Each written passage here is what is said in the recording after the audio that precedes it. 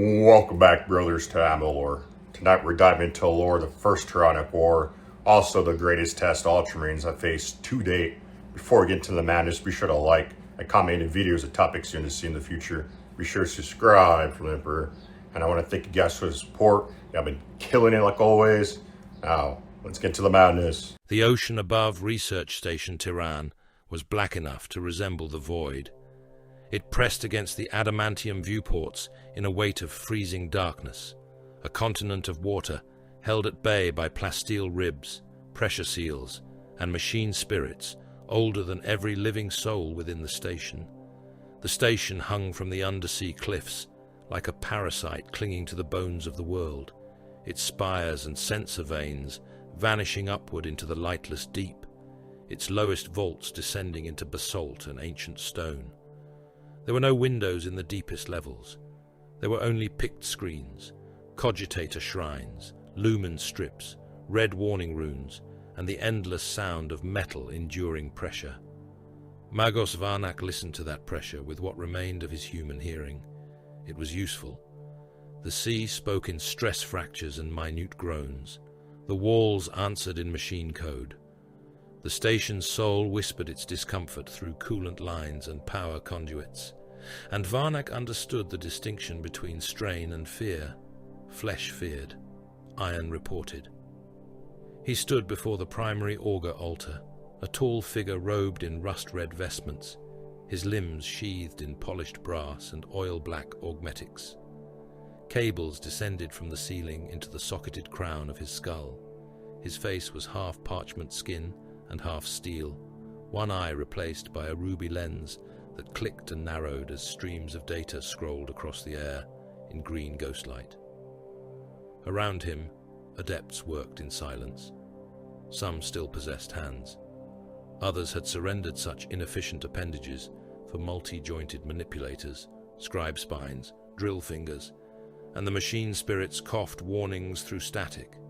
Varnak ignored the tone of alarm and observed the pattern beneath it. A dead world hung in the nearest pict feed, not dead by orbital bombardment, not glassed by lance strike, not cracked by cyclonic torpedo. The surface was too clean for war. Its oceans had not been boiled by exterminatus fury. They had been drained, processed, consumed. Its forests had not burned. They had vanished down to the root webs. Its mountain ranges stood naked beneath a grey atmosphere, the stone scraped bare of moss, lichen, spores, nests, burrows, bacteria, and rot. That absence troubled him more than devastation. Devastation was familiar. The Imperium was made of devastation. Every archivum of mankind contained endless record of cities broken by artillery, hives drowned in plague, forge worlds buried beneath ash, agri-worlds salted by invasion, and shrine worlds burned clean in the Emperor's name. But destruction left remains. Destruction left corpse gas, ash, bone, broken manufactoria, contaminated rivers, and the ghosts of industry. These worlds left nothing. No insects, no fungal bloom, no corpse scavengers, no microbial afterbirth, no chemical noise of decay. Even death had been devoured. Varnak extended one taloned hand and shifted the feed. Another world appeared. Then another. Then another. Each orb spun in silence, pale and violated, reduced to mineral poverty. The cogitator linked them with crimson lines across the hololithic display. The pattern was linear, patient, predatory. It cut through the edge of imperial knowledge like a blade through skin. Adept Lector Hestephon spoke from behind a rack of trembling magos. The outer auger relays confirm particulate remains in high orbit around Thandros. Biological debris, unclassified, non-human, non-standard Xenos profile, no active transmission, no weapon signature. Varnak's Vox grill clicked. Classification. Indeterminate, Magos. Everything is determinate. Your failure is not a property of the specimen. The adept bowed until the cables in his spine creaked. By your correction, Magos, the debris is not a corpse field. It is more akin to seed dispersal. The word entered the chamber like contamination. Seed. Varnak reviewed the drifting matter. There were shells of chitin larger than orbital landers, veins of translucent membrane hardened by void exposure, tumorous pods split open and emptied, mineral-rich fragments of bone, cartilage, and armor plate. Something had crossed the gulf between stars and shed pieces of itself the way lesser creatures shed skin. No envoy had come. No demand had been transmitted. No war glyph had burned across the void. No Xenos admiral had boasted over an open channel. There had been no declaration, no challenge, no insult to the emperor's sovereignty, no blasphemy to record and answer, only silence, only empty worlds, only biological detritus drifting where life had been. The Imperium did not understand silence. Its wars began with astropathic screams, invasion alarms, naval communiques, prayer chants, compliance edicts, denunciations, and pleas for reinforcement. Its strength was breadth beyond mortal comprehension, 1,000,000 worlds bound by parchment, blood, and the light of the Astronomicon. Its weakness was the same. Vastness made it slow. Procedure made it arrogant. Distance made it numb. Tyrann had sent reports. Tyrann had filed warnings. Tyrann had requested higher review through sanctioned channels. The replies had not come. The station continued to catalogue the end of worlds beneath an ocean that had never known sunlight. Varnak sent a thought pulse through the noospheric link. Cogitators answered. Pict feeds shifted. A new image opened, raw and jagged from a long-range survey probe at the system edge. Something moved between the stars. At first, the machine insisted it was a fleet. Then, it rejected the term. Fleet implied vessels. Vessels implied engineering. Engineering implied the triumph of reason over matter. These shapes were not vessels in any sacred sense.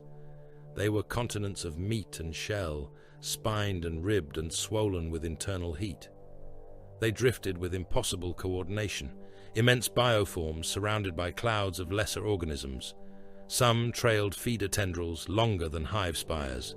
Some pulsed with sacs of volatile gas. Others opened petal-like maws in the void, drinking radiation and exhaling spore storms. They were alive. The thought was offensive. Varnak heard one of the younger adepts whisper a prayer to the Omnissiah. Another made the sign of the cog over his breast. The Magos did neither. "Record," he commanded.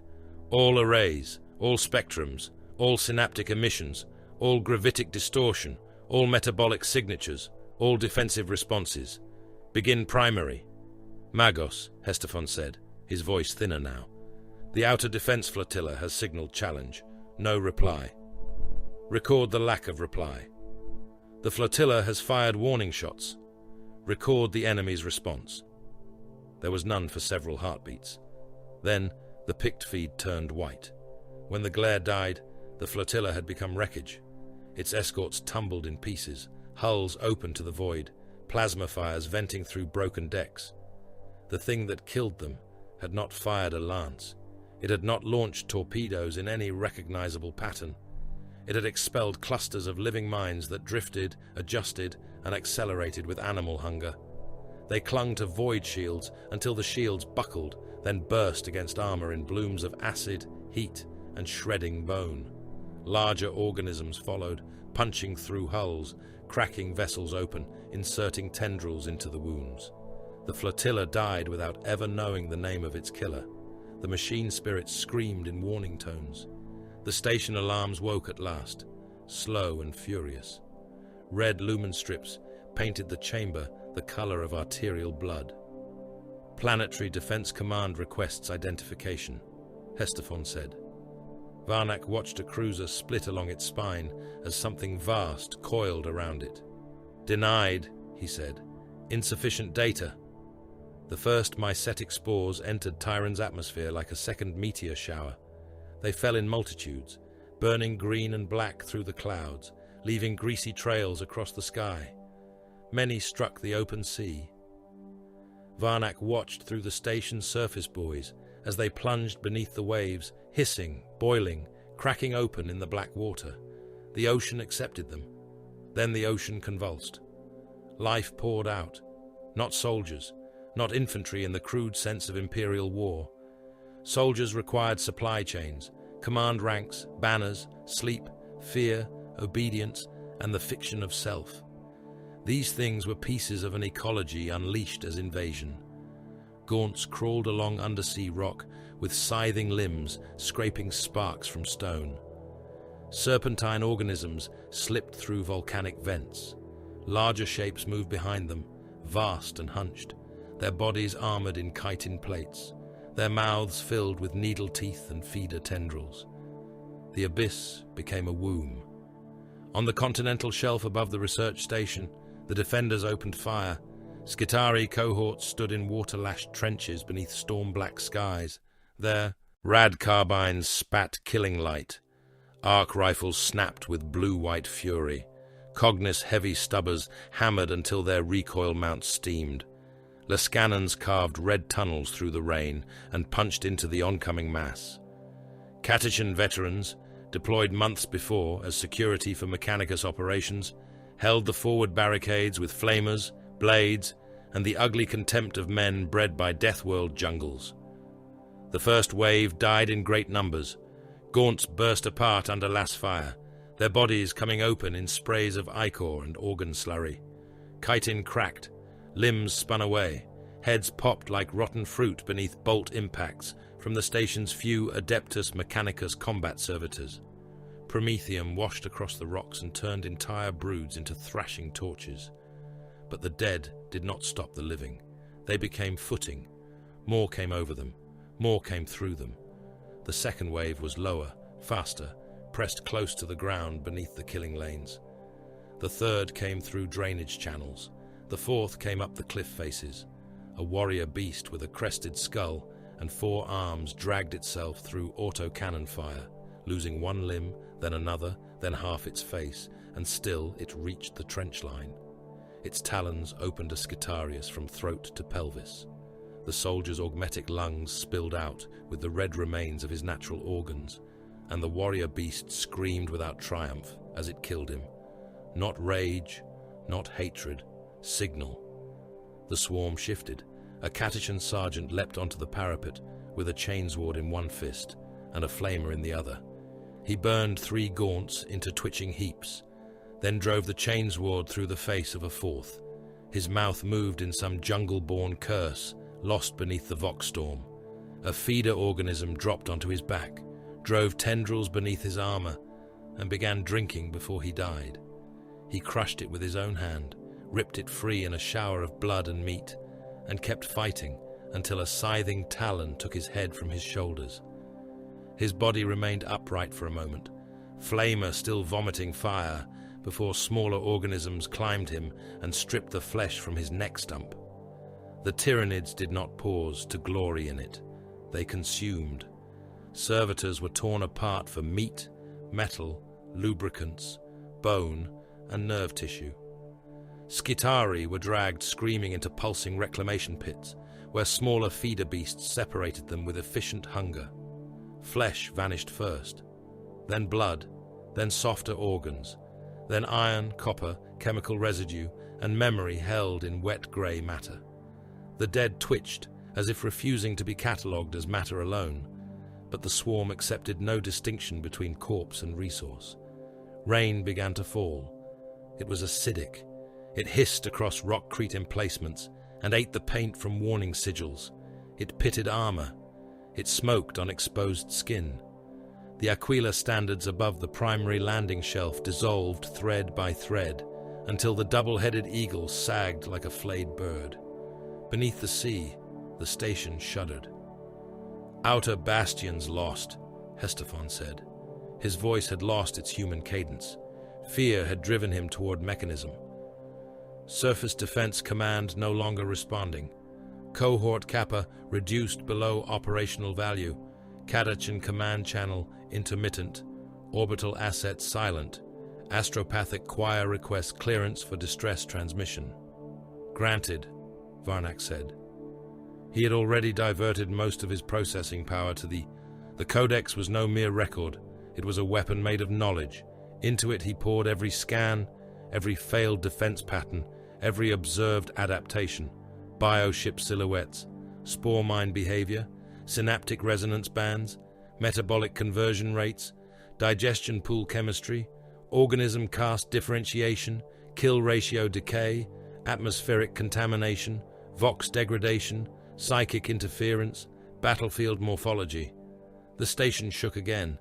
This time the lights died for 3 breaths before returning in emergency red. Then the shadow descended. It did not arrive like a storm. Storms had edges. This was a closing fist. The astropathic choir chamber was 3 levels above the primary vaults, wrapped in psi-conductive wards and warded bronze. Varnak saw it through a security feed as the sanctioned psychers began to convulse. Their mouths opened.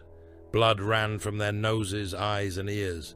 One tore the skin from his own throat with shaking fingers. Another bit through his tongue and drowned on the blood. Their overseer screamed the litany of transmission until his voice broke into animal noise. The message did not leave the world. It struck something vast and unseen and fell back into their minds as madness. Across Tiran, Vox traffic became prayer, then screaming, then wet static. Commanders called for artillery that no longer answered.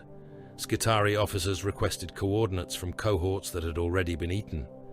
Katashan veterans laughed and cursed over open channels as the swarm came through the smoke. Then their signals ended one by one, each cut short by impact, drowning, or the thick tearing sound of bodies opened by claws. Isolation was total. The Imperium's light did not reach Tyran. The Emperor's servants died unheard. The Administratum would not yet know what had happened. Segmentum Command would not yet move. Somewhere far away, clerks would wait for forms bearing the correct seals. On Tyran, mankind was being reduced to nutrient slurry. The outer doors of Research Station Tyran failed under pressure from both sea and Xenos assault. The first breach drowned the submersible bay. Black water roared through the compartment, carrying gaunts with it. Men and servitors vanished in the flood. Warning bells tolled, bulkheads slammed down. For a short while, the station held. Then the organisms began to change it. They were inside the walls within an hour. Varnak watched through failing feeds as rockcrete corridors became lined with living slime. Capillary growths spread across lumen strips. Chitinous nodules rooted in metal. Digestion pools opened where storage bays had been. Human remains were not strewn randomly. They were sorted, bones in one channel, blood siphoned through membranous tubes, fat rendered into pale films, iron and augmetic alloys dissolved by patient acids, nerve tissue gathered in trembling sacs that pulsed as if remembering pain. The station that had catalogued dead worlds was being catalogued in turn. Adepts died at their stations because Varnak had not ordered evacuation. Evacuation was irrational. The surface was gone. The sea was full of Xenos life. The sky belonged to bioships. Survival had ceased to be a meaningful objective. Preservation remained. Magos, Hestafon said. He had a pistol in one hand, a useless gesture. The final vault is prepared. Data integrity, uncorrupted, burial depth, within basalt strata beneath the lower reactor spine, shielded by adamantium sheath, stasis field, and independent machine spirit. Recovery possible only by deep core excavation or authorized mechanicus invocation. Acceptable. Something struck the outer sanctum door. The sound was not a knock. It was a calculation of weakness through violence. Again, the hinges bent inward. Hestafon turned his pistol toward the door. His hand shook. Varnak did not look at him. "Seal the vault," the Magos commanded. The adept hesitated, only for a fraction of a breath, enough to prove he was still too human. Then he obeyed. The preservation achieved. The sanctum door burst inward. The first beast through was too large for the frame. Its shoulders tore plasteel loose as it forced itself into the chamber. It had too many limbs, Too many blades, too much purpose in the way it moved. Gunfire struck it from the surviving servitors. Flesh burst, chitin cracked. It kept coming. Hestafon fired until his pistol clicked empty. A talon punched through his chest, lifted him from the floor, and opened him with a single sideways jerk. His organs slid down his robes in a steaming heap. His augmetics sparked as feeder tendrils entered him. Varnak watched kill ratios collapse across the last active hololith. The numbers did not inspire courage. They proved extinction. He sent one final Binharic command through the station's dying noosphere. Preserve, conceal, endure. Then the swarm took him. His last human sensation was not pain, though there was pain in abundance. It was pressure. The sea outside, the Xenos inside, the weight of an uncaring galaxy. Claws cracked his augmetic ribs. Acid entered his chest cavity. Something delicate and feeding slid behind his remaining eye. His flesh became chemical information. His bones became mineral content. His thoughts dissolved into static. Research Station Tyran died without ceremony. Above it, Tyran Primus followed. The oceans changed color. The forests vanished. The atmosphere thickened with spores and reclamation vapor. Defense lines became digestion beds. Cities became pale stains. The dead were not buried, burned, honored, or counted. They were used. Every shrine, every cogitator bank, every laze gun, every prayer scroll, every skull, every oath, every name was reduced to matter. When the swarm rose back into the void, Tyran Primus no longer possessed the dignity of ruin. It was clean. Inquisitor Fidus Cryptman arrived too late. His vessel translated from the immaterium at the system edge, its Geller fields whining, its astropathic choir half dead from the effort of piercing the smothering dark that clung to the region. The ship came armed for investigation and found no one left to question. No distress beacon answered. No orbital authority challenged him. No defense grid tracked his approach. No scavenger craft moved among the wreckage. The planet turned beneath him in silence. Cryptman stood on the command deck beneath the cold light of the oculus, gaunt and severe in black robes, his face cut by age and suspicion. Around him, officers waited for orders they feared to hear. The augurs swept the world again and again, as if repetition could force life to reappear. "Report," Cryptman said. A naval officer swallowed. "Atmospheric toxins. Oceanic biomass deviation beyond acceptable range.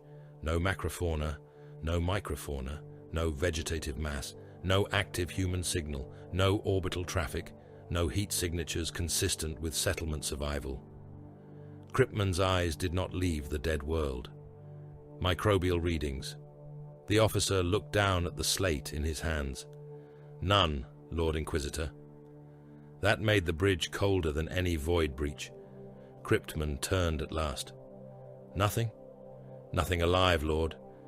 Tyran Primus spun below them, scraped to its bones. The seas remained, but they were wrong. The air remained, but it was wrong. The continents remained, but they were only geography now, stripped of the arrogance of life. There were no birds, no insects, no rot, no carrion stink, no fungal bloom upon the dead. No dead, in truth, only the absence where a world had been. Cryptman ordered descent probes. Most returned nothing. One vanished in the deep ocean. Another detected an anomalous machine signature beneath basalt and drowned rockcrete, so faint that a lesser authority might have dismissed it as ghost noise from ruined infrastructure. Cryptman did not dismiss ghosts. Hours later, a Mechanicus retrieval engine breached the stone beneath the corpse of Research Station Tyran and brought up a black iron casket scarred by pressure, corrosion, and claw marks. Its machine spirit still lived, barely, stubbornly, hatefully, that the Inquisitor watched the first images unfold. Bioships in the void, spores in the sea, gaunts crawling from black water, men stripped into components, worlds consumed to the last microbe, patterns, signals, adaptations, hunger with direction, hunger with memory, hunger with stars ahead of it. For the first time since entering the system, Cryptman allowed himself to breathe. It was not relief, it was recognition. The Imperium had not discovered an enemy army, it had discovered an appetite. Inquisitor Fidus Cryptman followed the dead worlds as a hunter follows blood through snow. There was no snow in the void, no wind to disturb the trail, no carrion to scatter the evidence. There was only distance, silence, and the cold patience of stars. Yet the spore remained. It lay across the eastern fringe, in the form of planets stripped clean of life, astropathic relays gone mute, orbital stations split and emptied, defense fleets reduced to drifting metal bones. The trail did not curve towards seats of power for conquest. It did not pause to claim territory. It did not establish garrisons, raise banners, broadcast triumph, or make demands in the name of alien kings. It moved. It consumed. Then it moved again. Cryptman stood in the strategium of the inquisitorial vessel Absolution's ire, surrounded by hololithic phantoms of murdered worlds. Tyran Primus glowed in grey. Oculus burned pale white. Jagger rotated beneath a shroud of sterile dust. Thandros waited ahead in the projection, its rune pulsing with the last fragments of corrupted distress traffic. Crimson lines joined each system in sequence, forming a wound across Imperial cartography. The bridge officers watched him and said nothing. That silence pleased him. Men who spoke without information wasted air, and aboard a void ship air belonged to the Emperor. Cryptman's face was gaunt beneath the glow of the hololiths. His eyes were sunken but hard, bright with the kind of hatred that did not need heat. He wore black, as he always did, the robes of his office marked with silver sigils, purity seals, and the rosette of the holy ordos. A bolt pistol rested at his hip. A power blade hung beneath his left arm, close enough to draw in the space of a breath. He did not look like a soldier. He looked like a judgment that had learned to walk. Before him, Magos Varnak's bioships, spore mines, mycetic spores, feeding tendrils, digestion pools, synaptic resonance, atmospheric poisoning, planetary biomass reduction. The words were inadequate. Language had been made by men, and men had made language to describe wars between things with desire, territory, fear, anger, faith, pride. This enemy did not fit. Adept Savant Molitor, a withered man with ink-stained fingers and an augmetic jaw, stood nearby with a stack of stamped reports chained to his wrist. The administratum had sent them in sealed bundles, each marked urgent by offices that had delayed them beyond usefulness. Cryptman took one parchment and read the routing history, filed at Tyran's System Station Command, marked for review by Subsector Threat Analysis, delayed pending verification of Xenos classification, redirected to Naval Logistics, returned for insufficient witness testimony, copied to the Departamento Munitorum, deferred due to unclear tithe impact, escalated only after loss of contact. He let the parchment fall. The page drifted to the deck like a dead leaf. Molitor swallowed. My lord, the initial reports were considered anomalous. There was no confirmed enemy designation, no authenticated invasion demand, no evidence of occupation, no declared war. Cryptman turned his eyes upon the savant. The Imperium does not bleed from ignorance. It bleeds from delay. Molitor bowed so deeply, his augmetic jaw clicked against his chest. Yes, Lord Inquisitor. Cryptman looked back to the projection. A world does not need to be occupied to be murdered. No one answered. The Absolution's ire translated near Oculus under full combat readiness. The system offered them nothing but wreckage and quiet. Oculus had been an agri-world once, not great by imperial measure, but productive, faithful, obedient in tithe and prayer. Its continents had been latticed with crop belts and irrigation seas, Its equatorial hives had housed workers who spent their lives feeding distant wars they would never see. Now its soil was exposed in vast strips. The oceans had fallen by measurable degrees. The atmosphere reeked of chemical imbalance and old digestion. Orbital grain stations hung in silence, their docking arms bent and torn, their storage holds emptied of seed, meat, and men. Cryptmen ordered surface scans. No fungal bloom, no plague residue, no corpse fields, no surviving livestock, no insects in the ash drifts. The dead had not been left to rot. They had been taken beyond rot. At Jagger, the pattern sharpened. Jagger had fought longer than Oculus. Its orbital defense platforms had fired until their reactors choked. The wreckage of Xeno's organisms drifted among the dead stations, immense plates of chitin and ruptured sacks frozen in vacuum.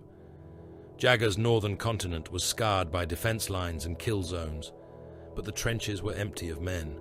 Not clean, not peaceful.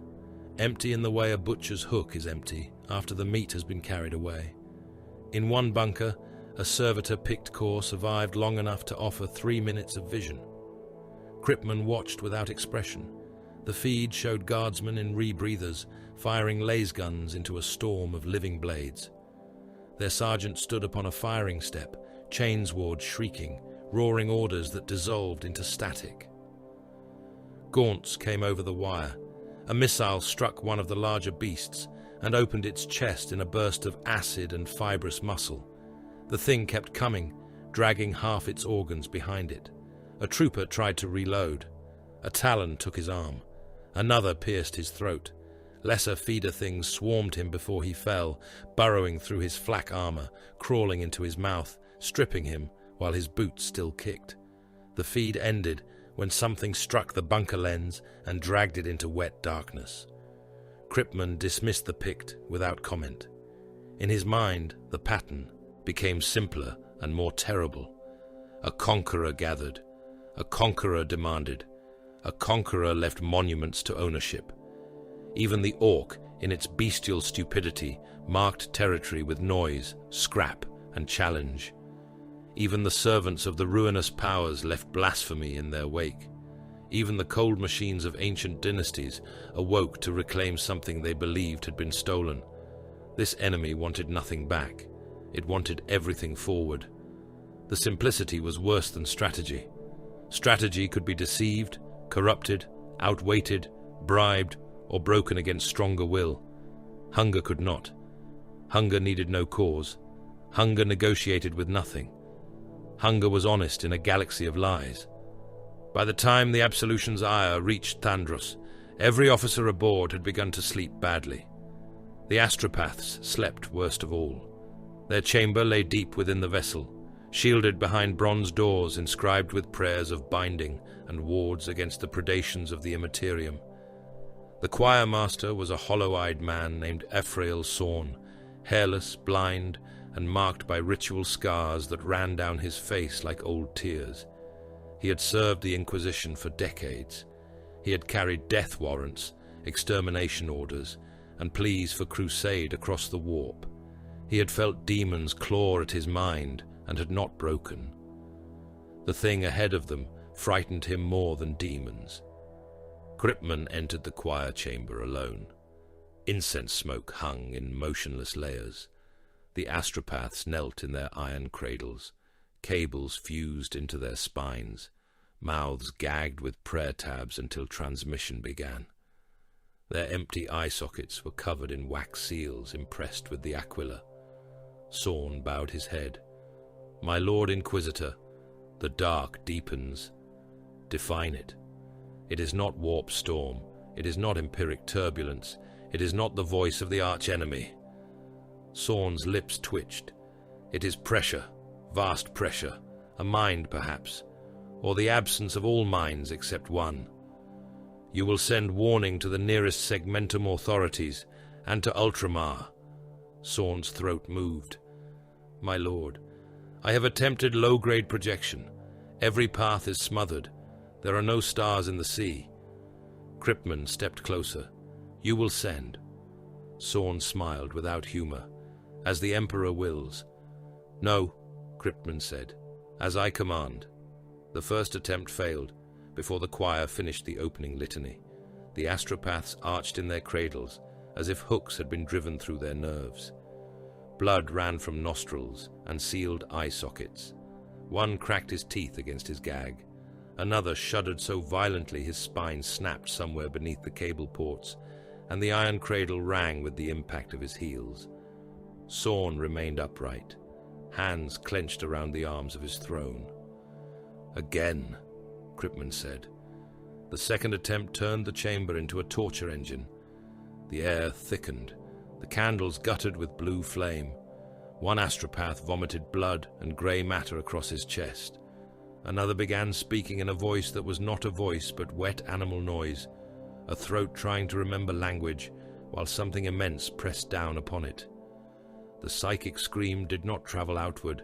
It rebounded, crushing them from within. Teeth split, skin tore around cranial plugs. Wards flared and died. The choirmaster whispered the Emperor's name until it became a rasp. Cryptman watched, unmoving. He did not enjoy suffering. Enjoyment was for weak men and monsters. He measured suffering. He spent it when necessary. "Again," he said. Sorn turned his ruined face toward him. Blood dripped from his chin. "My lord." Again. The third attempt did not succeed. Not fully. Not yet. But for one heartbeat, something escaped the shadow. A psychic spark, thin and wounded, fled into the immaterium like a dying bird through smoke. It vanished. Cryptman knew it had not gone far enough. He left the choir chamber to the chirurgeons and walked back to the strategium while men screamed behind him. Tandros appeared on the oculus as a corpse whirled, still clutching the weapon that had failed to save it. Its telepathica matrix rose from the equatorial hive like a black needle aimed at heaven. The matrix had fired with such force that half the hive beneath it was cooked by psychic backlash. Its crystal veins had shattered. Its choir halls were ash. Every astropath within had burned from the inside out. The desperate signal had scarred the warp and died. Before reaching salvation, the planetary defense lasers were spent. Their barrels had melted into warped metal flowers. Missile racks stood empty, launch cradles blackened by use. Defense silos were cracked open like exhausted rib cages. Trenches ran in rings around the hive approaches, packed with dead defenders and dead Xenos, a mingled barricade of courage and hunger. Thandros had fought. The Auspex confirmed thousands upon thousands of alien carcasses in the outer defense belts, gaunts stacked in black heaps. Warrior forms burned and broken. Larger beasts collapsed across bunker mouths, their skulls shattered by Lascanon fire. The humans had made the enemy pay. Then the price had ceased to matter. Inside the trenches, the dead men were incomplete. Some were armor wrapped around bone. Some were boots and lasguns embedded in dried slime. Some had been opened with surgical indifference and emptied of usefulness. Feeder organisms still crawled there, blind and pale, scraping mineral residue from tooth-marked plasteel.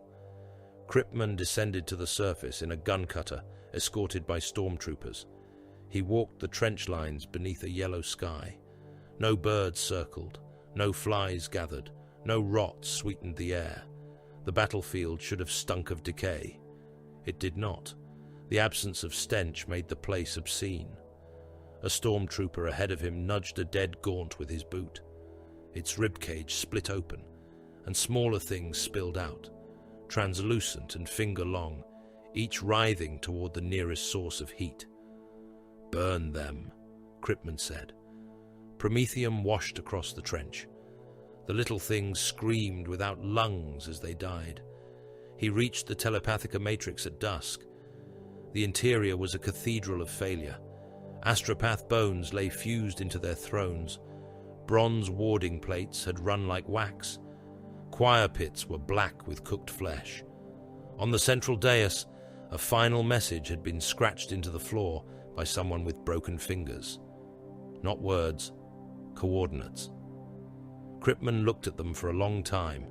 His interrogator, a hard-faced man named Voss, waited beside him. My lord! Kripman's eyes followed the line of systems. Tyran, Oculus, Jagger, Thandros, then onward, toward a jewel of worlds beneath the protection of the sons of Gilliman. Ultramar, he said. Voss made the sign of the Aquila. Then the Ultramarines will answer. They will answer when warned. We have sent warning, my lord. Kripman looked around the burned choir hall. No, we have spent men attempting to warn. That is not the same thing. Above Thandros, in the cold vault of space, the shadow grew. It had no face, no mouth in any human sense, no throne, no court, no officers bent over maps, yet direction lived within it. Hunger drew the line. Resistance shaped the next wave.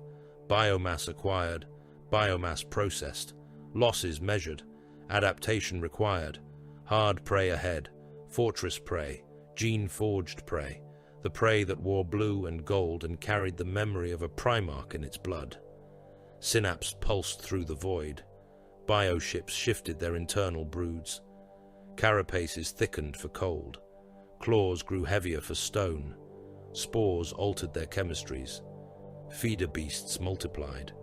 Warrior organisms flexed in amniotic dark. Lictor strains absorbed stolen patterns of human defense. Larger minds stirred in the depths of the fleet, not separate from the hunger, but shaped by it, sharpened into instruments of command. Ultramar waited ahead. The swarm did not know beauty. It knew nutrient density. It did not know honor. It knew resistance. It did not know history. It knew only that hard prey yielded rich matter when broken. Kripman named the thing in orbit over Thandros. The act was performed in the strategium before witnesses, scribes, and recording cherubs. A parchment scroll was unrolled on a lectern of black iron. The dead worlds were listed. The evidence was sealed. The designation was entered into Ordo Xenos record by Kripman's own hand. He chose a name from ancient Terran myth, dredged from the oldest bestiaries of mankind, a name for something vast, monstrous, and devouring. Behemoth. The word did not bring mastery. It did not make the enemy smaller.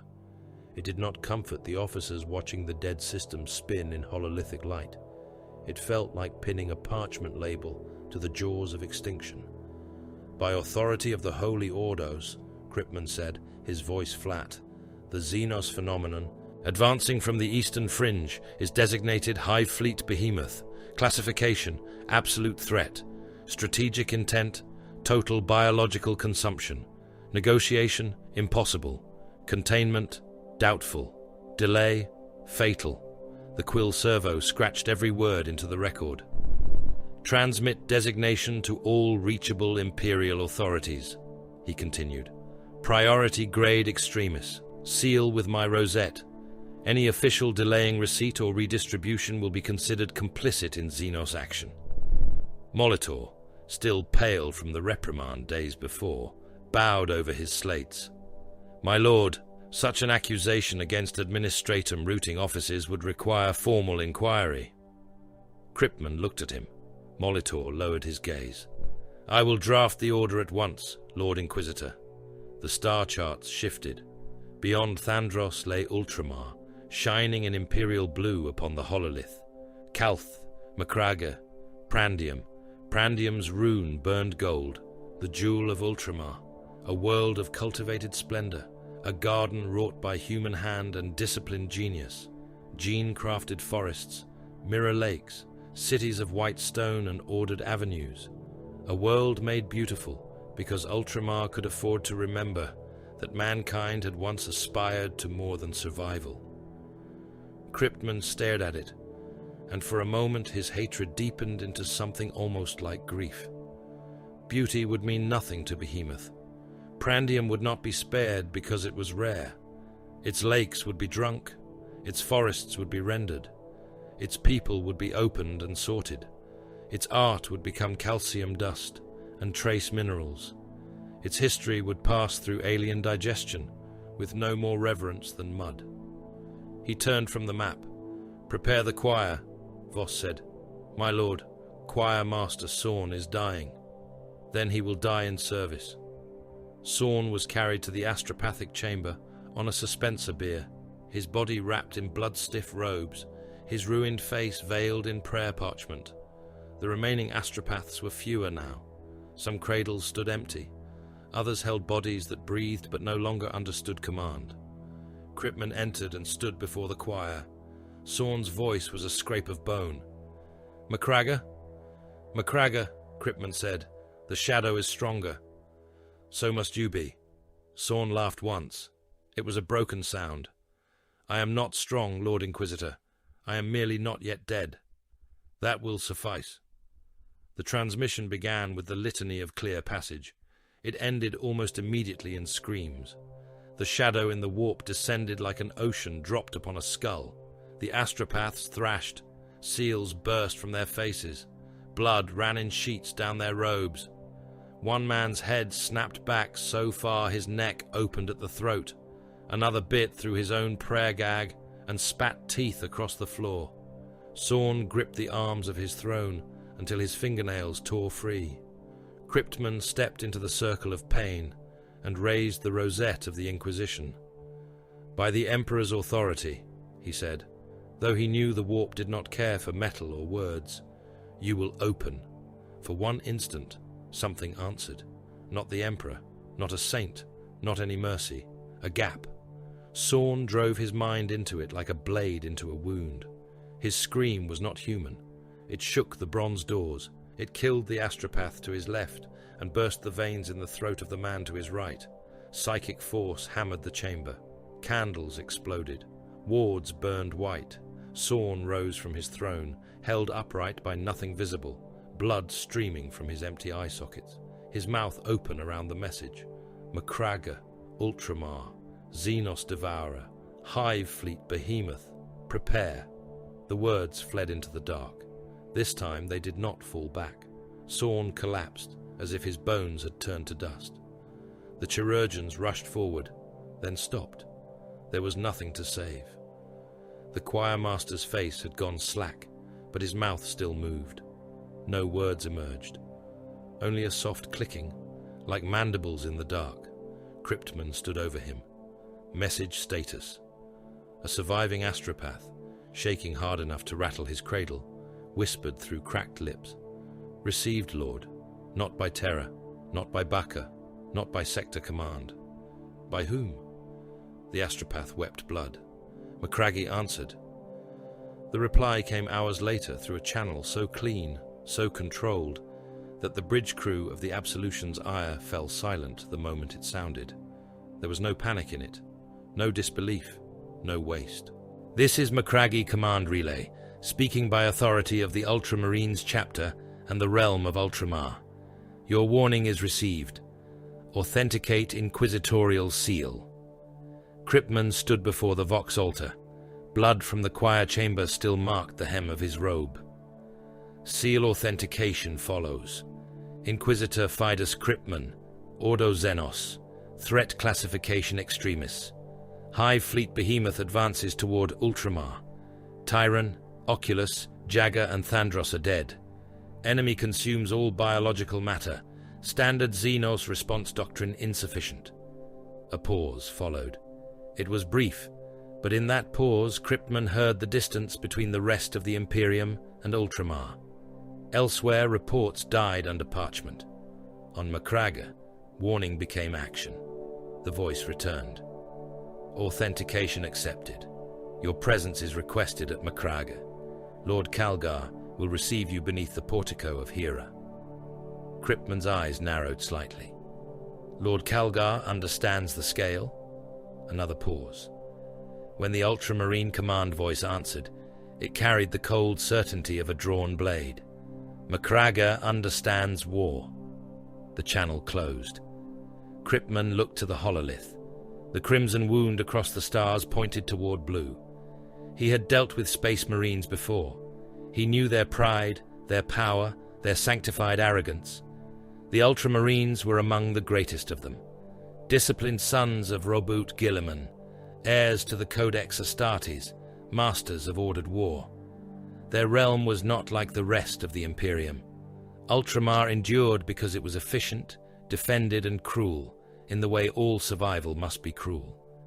But Behemoth was not rebellion.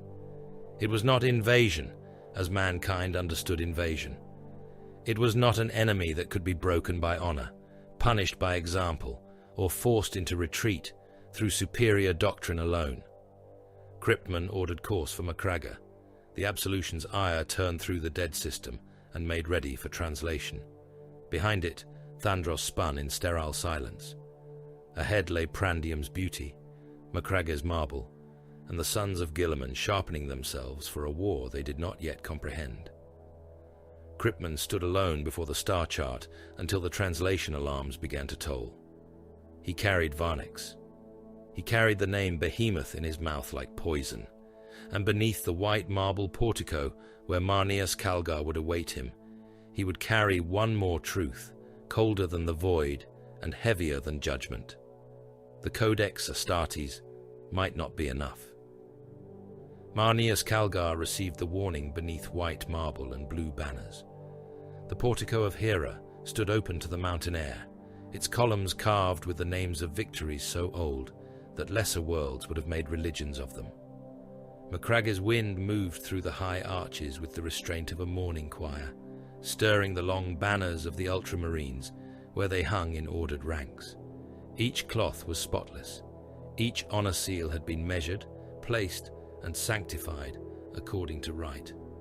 The fortress around them was not merely a bastion. It was a declaration that mankind could impose order upon the void and make even war kneel before discipline. Cryptman knew better. He stood before the chapter master of the Ultramarines, with Varnak's data codex in his hands and the taste of dead worlds still in his mouth. Around them waited captains, veterans, serfs, scribes, banner-bearers, and helmed warriors, whose blue plate reflected the pale light of Macragga's sky. They stood with bolters locked across their chests and power swords at their hips, warriors bred from the gene line of Robut Gilliman, heirs to the most ordered mind mankind had ever called son. Calgar sat upon no throne. He stood. That made him worse. He was vast, even among the Adeptus Astartes, his armor a massive shrine of cobalt ceramite, gold trim, and adamantium strength. The gauntlets of Ultramar rested at his sides like the fists of a god rendered into weapons. His face was broad, stern, and unmoved. He listened as Cryptman spoke of Tyran, Oculus, Jagger, and Thandros. He listened to the reports of worlds stripped beyond death, seas drank dry of life, cities rendered into matter, and astropathic choirs crushed beneath a psychic shadow. He watched the hololithic images of bioships and spore clouds, of gaunts boiling from black seas, of men dragged into digestion pits while their weapons still fired. He did not flinch, not once. Cryptman had seen men rage to hide fear. He had seen admirals threaten exterminatus because they could not bear uncertainty. He had seen planetary governors weep into their jewels while demanding rescue for palaces already lost. Calgar did none of these things. He listened with a stillness that was almost inhuman, even for an Astartes. When the last image faded, the portico remained silent. Cryptman closed the codex. That is the enemy. Calgar's gaze remained fixed upon the dead air where the hololith had been. No, he said, that is what the enemy has already spent. A lesser commander might have spoken of honor, outrage, vengeance, duty. Calgar spoke in weight and consequence. How many worlds lie on the projected vector? Enough, Cryptman said. Names. Prandium, Kalth, should the fleet divide, Macragga, if it does not. Several mortals in the chamber shifted at the speaking of those names. No Ultramarine moved. Calgar turned to the nearest strategium serf. Seal all civilian transit beyond war exemption. Suspend non-essential commerce across Ultramar. Muster the Ultramar Auxilia by planetary tier. Reinforce Prandium, Kalth, and Macragga. Dispatch warnings through every astropathic channel still open. The serf bowed and ran to obey. Another officer stepped forward. My lord, the evacuation protocols for Prandium's outlying settlements require confirmation from local governance. Calgar looked at him.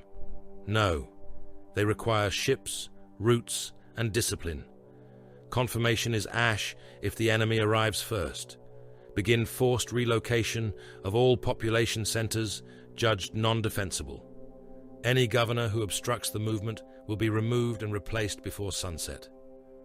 Kryptman watched him with cold approval. This was the cruelty of Ultramar. Not frothing, not wasteful, not adorned with laughter or malice. It wore clean armor and spoke in lawful sentences. Worlds would be abandoned if needed. Citizens would be conscripted if required. Fleets would be sacrificed if mathematics demanded it. All of it would be entered into record, justified by doctrine, sanctified by necessity, and carried out without hesitation. The Imperium delays, Kryptman said softly. Ultramar cuts. Calgar's eyes found him. Ultramar survives. Across Macragge, survival became labor. The fortress of Hera woke as a weapon. Deep beneath its marble halls, armories opened one after another, vault doors grinding aside under the chant of tech priests and the growl of awakened machine spirits. Servitors dragged shells the size of men along rail tracks, slick with sacred oils. Red-robed adepts anointed macro-cannon breaches. Each blessing murmured in Binharic cant, while incense smoke gathered around loading mechanisms and recoil cradles. Artificers carried bolt shells in lacquered caskets. Armor serfs polished ceramite, checked seals, recut honor inscriptions, and laid purity parchments beneath the watchful eyes of chaplains. In the hangars, thunderhawks hung from suspensor cranes like armored raptors awaiting release. Their assault ramps were lowered. Their gunships' cannons were fed and blessed.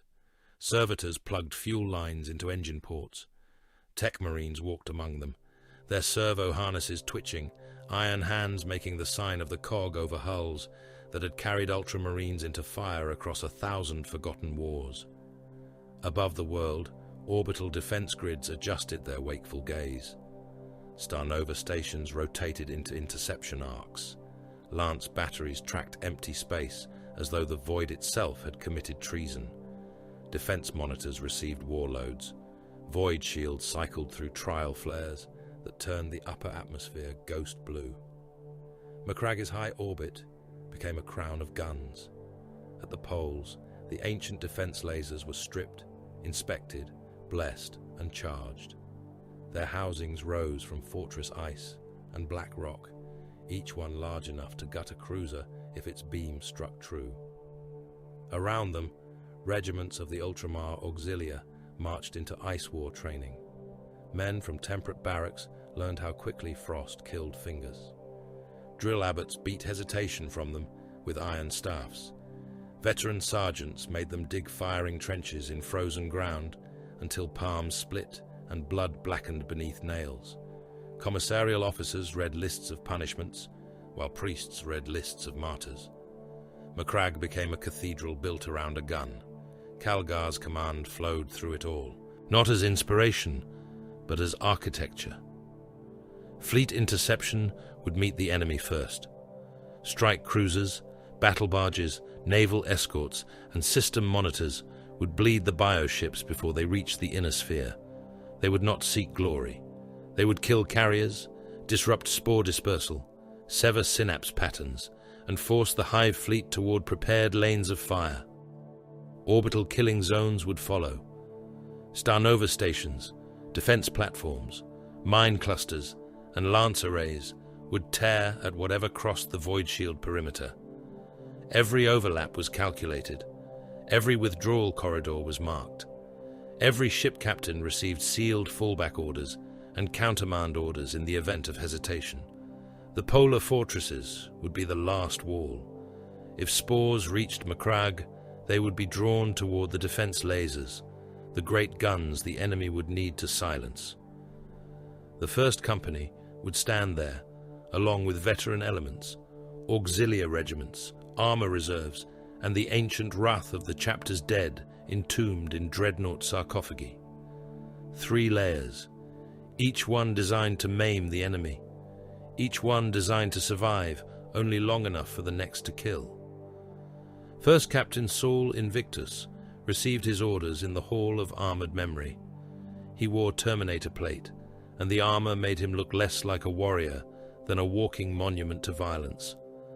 His tactical dreadnought suit was ancient, its blue surface covered in script, campaign laurels, kill marks, and the white symbol of the Ultramarines set upon a pauldron broad enough to bear the weight of legend.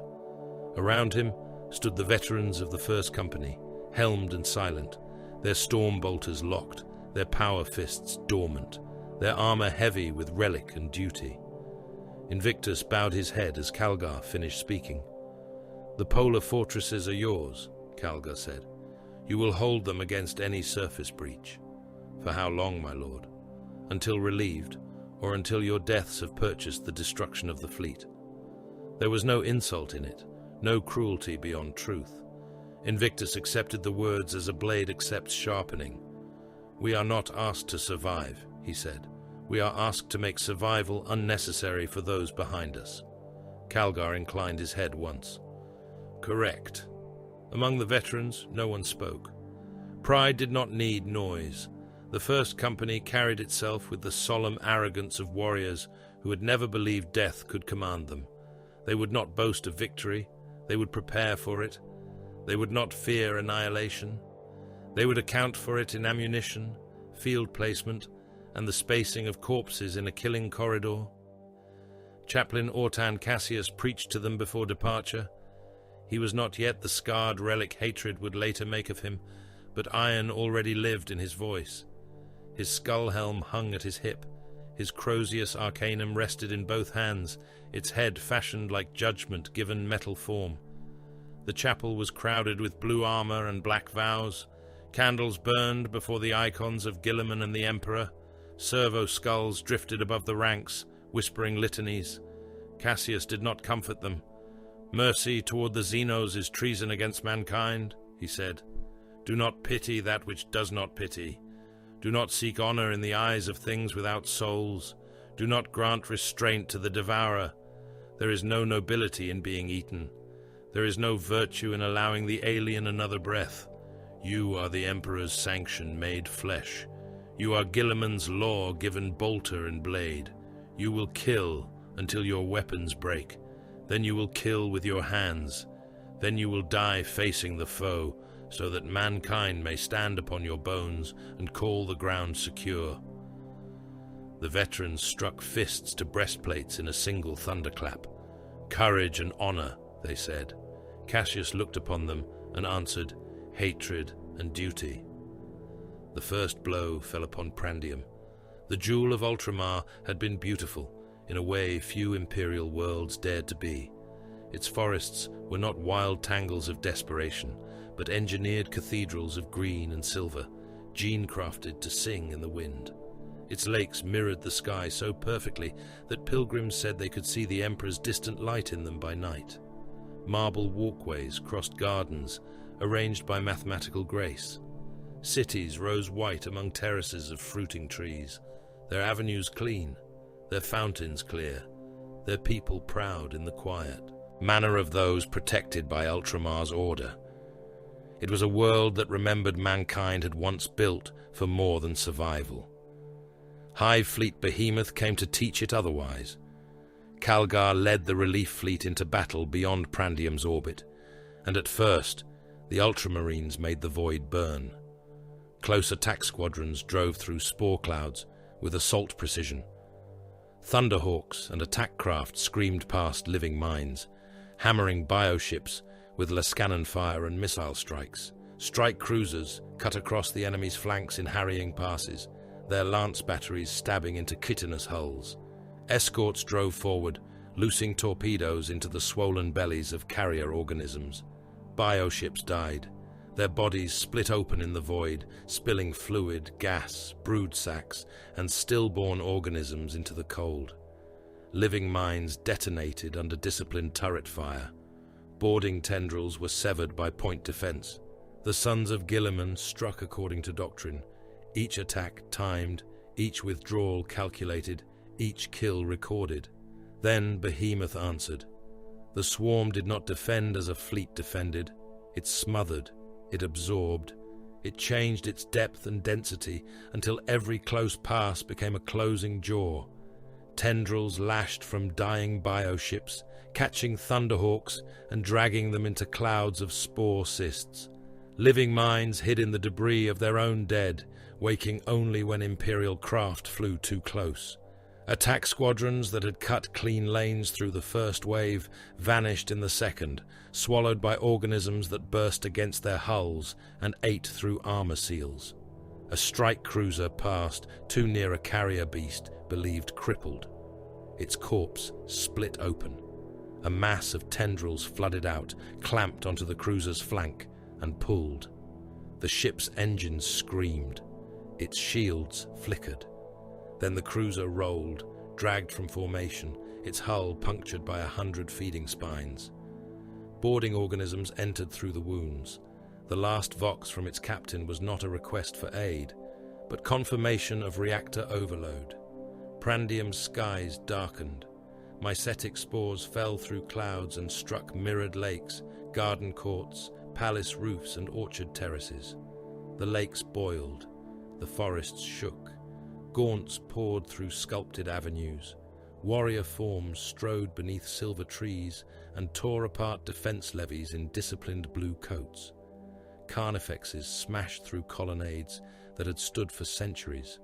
Feeder organisms climbed statues of heroes and stripped the stone clean of moss, paint, and the blood of the men dying beneath them. Beauty became protein.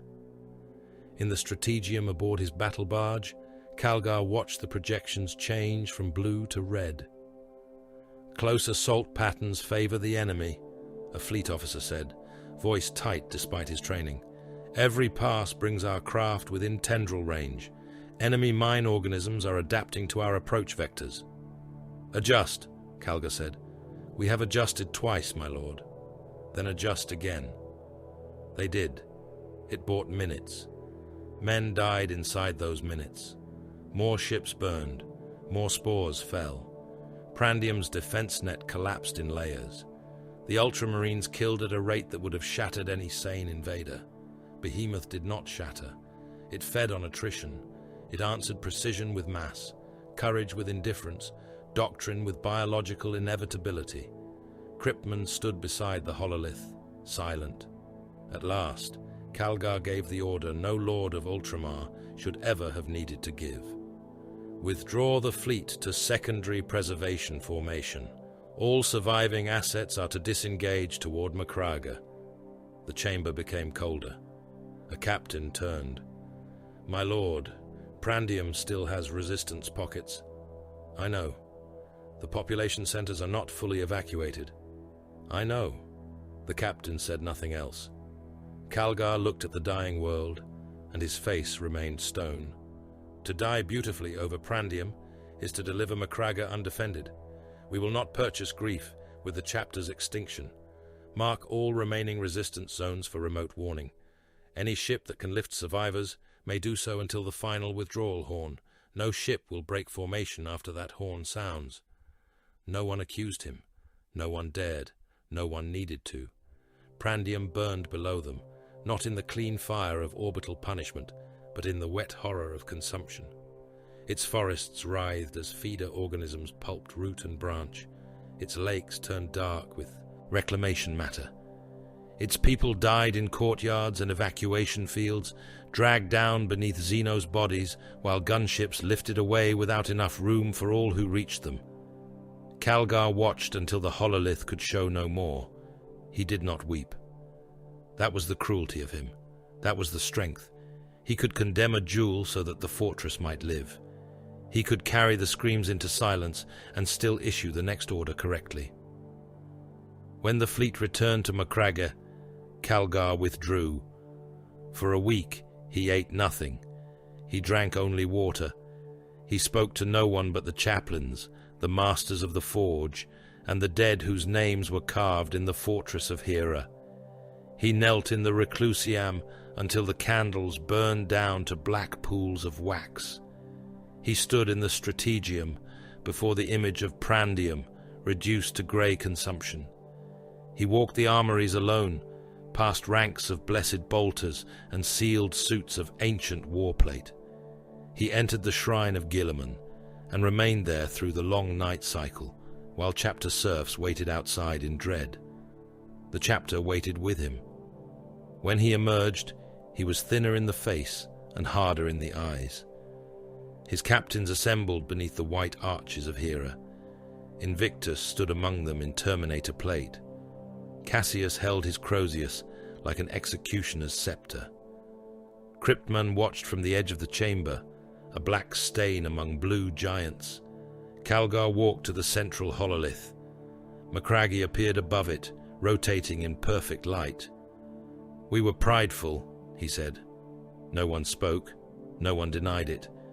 "We believed the Codex Astartes contained an answer because we had always found one there. We were wrong. The Codex is not a cage. It is not a shrine for cowards to hide within. It is a weapon. A weapon must be wielded according to the foe before it. Behemoth does not fight for ground, honor, fear, or victory. It fights to consume. Therefore we will not meet it as we met the enemies of yesterday." His gauntleted hand closed, and the hololith shifted. Macragge became layered in defense runes, fleet arcs, orbital kill lanes, polar fortresses, reserve routes, sacrifice zones. Macragge will be the killing ground. Invictus lowered his head. "The first company stands ready. The fleet will bleed them first," Calgar said. "The stations will break what reaches orbit. The poles will draw the swarm and hold it in place. Every life spent will buy a firing solution. Every meter lost will be poisoned. Every corpse will mark where the next gun aims." Cassius smiled, and there was nothing kind in it. "Then let the Xenos come hungry." Calgar looked to the assembled captains, to the banners, to the marble, to the fortress and shrine that was his world. "They came to devour Ultramar," he said. "They will choke on Macragge." Beyond the system's edge, the void darkened with approaching life. Macragge prepared for siege. The first stars went out behind things that were alive. They did not vanish all at once. They disappeared in patches, as though the void itself had grown diseased, as though black organs had swollen between Macragge and the distant fires of heaven. The augurs saw them before human eyes could. Then the ship souls screamed through their alarm choirs, and every bridge across the orbital line filled with the same cold certainty. Hive fleet Behemoth had come. It came without challenge, without herald, without vox traffic, without the arrogance of conquerors. It came as a living storm.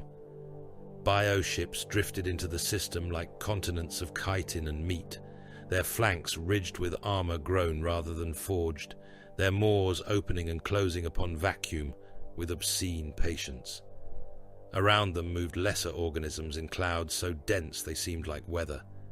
Gas sacs pulsed with internal heat. Feeder beasts swam through the void on membranous fins. Spore cysts tumbled in slow spirals. Living minds glided with blind purpose, their soft bodies swelling as they tasted engine wake, radiation bloom, and shield emission. Macragge was not alone before them. A dozen warships already held high anchor, their hulls painted in the colors of the Ultramarines and the Imperial Navy, their crews locked in battle readiness for days without sleep. More vessels tore themselves from the immaterium in ragged succession, Geller fields fading in ghost light as they translated into real space. Strike cruisers formed into disciplined spearheads. Navy, destroyers took station in layered screens. Defense monitors moved from low orbit into the fire lattice. Battle barges hung above Macragge like armored moons, their prows turned toward the devouring dark. The Star Nova stations rotated into alignment. Their vast guns woke with grinding fury. Macro cannon breaches opened. Loading cradles shrieked along sanctified rails. Servitors slammed shells home, while tech priests chanted Binharic pleas to the machine spirits. Lance batteries built charge behind armored shutters, their reactor cores rising to killing brightness. On the bridge of the battle barge, Octavius, Marneus Calgar, watched the enemy enter range. He stood within a hololithic crown of blue and red runes, his armor sealed, his face without visible anger. Around him, chapter serfs murmured reports in clipped voices. Naval liaisons relayed bearing, thrust, heat bloom, and void shield harmonics. Servitors clicked and twitched in their sockets. The strategium's atmosphere smelled of incense, machine oil, and men who knew fear but dared not show it in the presence of the Lord of Macragge. "Outer screen reports target density beyond reliable count," said a command officer. "Count is unnecessary," Calgar replied. "Kill lanes are not." The officer bowed his head. "By your will, my lord." Calgar looked toward the main oculus, where the swarm had blotted half the stars. "Commence fire." The orbital line answered with thunder. Macro cannons spoke first, their shells hurled into the void with the force of cathedral bells struck by gods. They crossed the darkness as burning specks before vanishing into the mass of the Hive fleet. Detonations flared inside the living storm. Bioships split open, their armored hides rupturing in bursts of fluid, gas, frozen ichor, and shredded internal organs. Lance batteries followed. White spears of killing light stabbing across the void to cook biological armor from within. The beams bored through chitin plates, through ribbed hulls, through sacks of volatile matter that burst in pale green fire. Torpedoes came after, launched in disciplined salvos, their machine spirits howling hymns of vengeance as they drove into the swarm. Some died against clouds of living mines. Others struck true, burying themselves deep in the gas bladders of vast carrier organisms before detonating. Bioships convulsed, tendrils snapped. Brood chambers burst and scattered half-formed organisms into space, where they froze in clouds of limbs and teeth. The first Tyrannid wave died in multitudes. It died and still won ground. Every ruptured bioship vomited hazard into the void. Mine organisms drifted from torn wombs and woke among Imperial approach paths. Spore clouds spread like diseased nebulae, thick with corrosive particles that clung to shields and blinded augurs. Dead creatures became cover for living ones. What Imperial officers marked as wreckage began to move. What augurs dismissed as gas became a screen. What gunners thought were corpses split open and released new broods of void predators. A Navy destroyer, the St. Drusus Ascendant, turned to avoid a minefield birthed from a dying carrier beast. The change of angle took it from the protection of the Star Nova crossfire for less than a minute. That was enough. A cluster of feeder organisms latched onto its flank, their mouths secreting acid that boiled through armor plate. Boarding cysts followed, punching through the weakened hull. The destroyer's Vox carried one clear transmission, then only screaming and wet static. Its captain ordered magazines flooded and engines overloaded. The ship broke apart in a sheet of white fire, taking the creatures clinging to it into death. "Enemy dispersal pattern widening," said the command officer aboard the Octavius. "Noted," Calgar said. "Shift the destroyer screen outward. Strike cruisers maintain spearhead formation. Star Nova stations to prioritize carrier organisms. My lord, several bioships are ignoring fleet engagement." Calgar watched the icons descend toward Macragge. "Spore delivery?" "Yes, my lord. Ground command is to begin execution of the prepared plan." Across the world below, the sky opened. Mycetic spores fell through the atmosphere like burning wounds. They struck snowfields with enough force to throw white geysers into the air. They hammered into manufacturing yards, smashing cranes, hab blocks, ammunition shelters, and armored roads. They crashed outside fortress walls and in the mouths of defense trenches. Some burst in mid-air, scattering smaller cysts across the landscape. Others landed whole, steaming and pulsing in the cold, their outer membranes splitting like diseased wombs. The things inside came out wet and hungry. Gaunts spilled first, their bodies slick with birth fluid that smoked upon contact with frost. They ran on taloned limbs, jaws wide, eyes black and thoughtless beneath the pressure of synapse. Behind them came warrior organisms, taller than men, crested and four-armed, their living weapons fused to their bodies, their muscles flexing beneath chitin plates. Feeder beasts swarmed around them like obscene vermin. Larger horrors dragged themselves free from the spores with the sound of flesh tearing from flesh, their bulk steaming, their claws gouging trenches into frozen ground. At the northern and southern poles, fortress sirens howled. The polar defense lasers rose from their armored housings, ancient engines turning beneath layers of ice and stone. Around them, the Ultramar Auxilia manned trench lines and bunker mouths, their blue-grey greatcoats snapping in the bitter wind. Men checked las rifles with stiff fingers. Heavy weapon crews swung autocannons into position. Mortar teams loaded shells beneath shouted orders. Priests moved among the ranks with censers and scripture, telling men the Emperor watched, though the sky above them was full of falling alien flesh. The first company held the polar fortresses. Their veterans stood in cobalt armor among bastions and gun galleries, every movement measured, every weapon ready. Terminators waited in reserve beneath the fortress levels, storm bolters loaded, power fists locked, assault cannons resting in armored hands. First Captain Saul Invictus reviewed the forward feeds without expression. He did not ask how many enemies had landed. The number did not matter.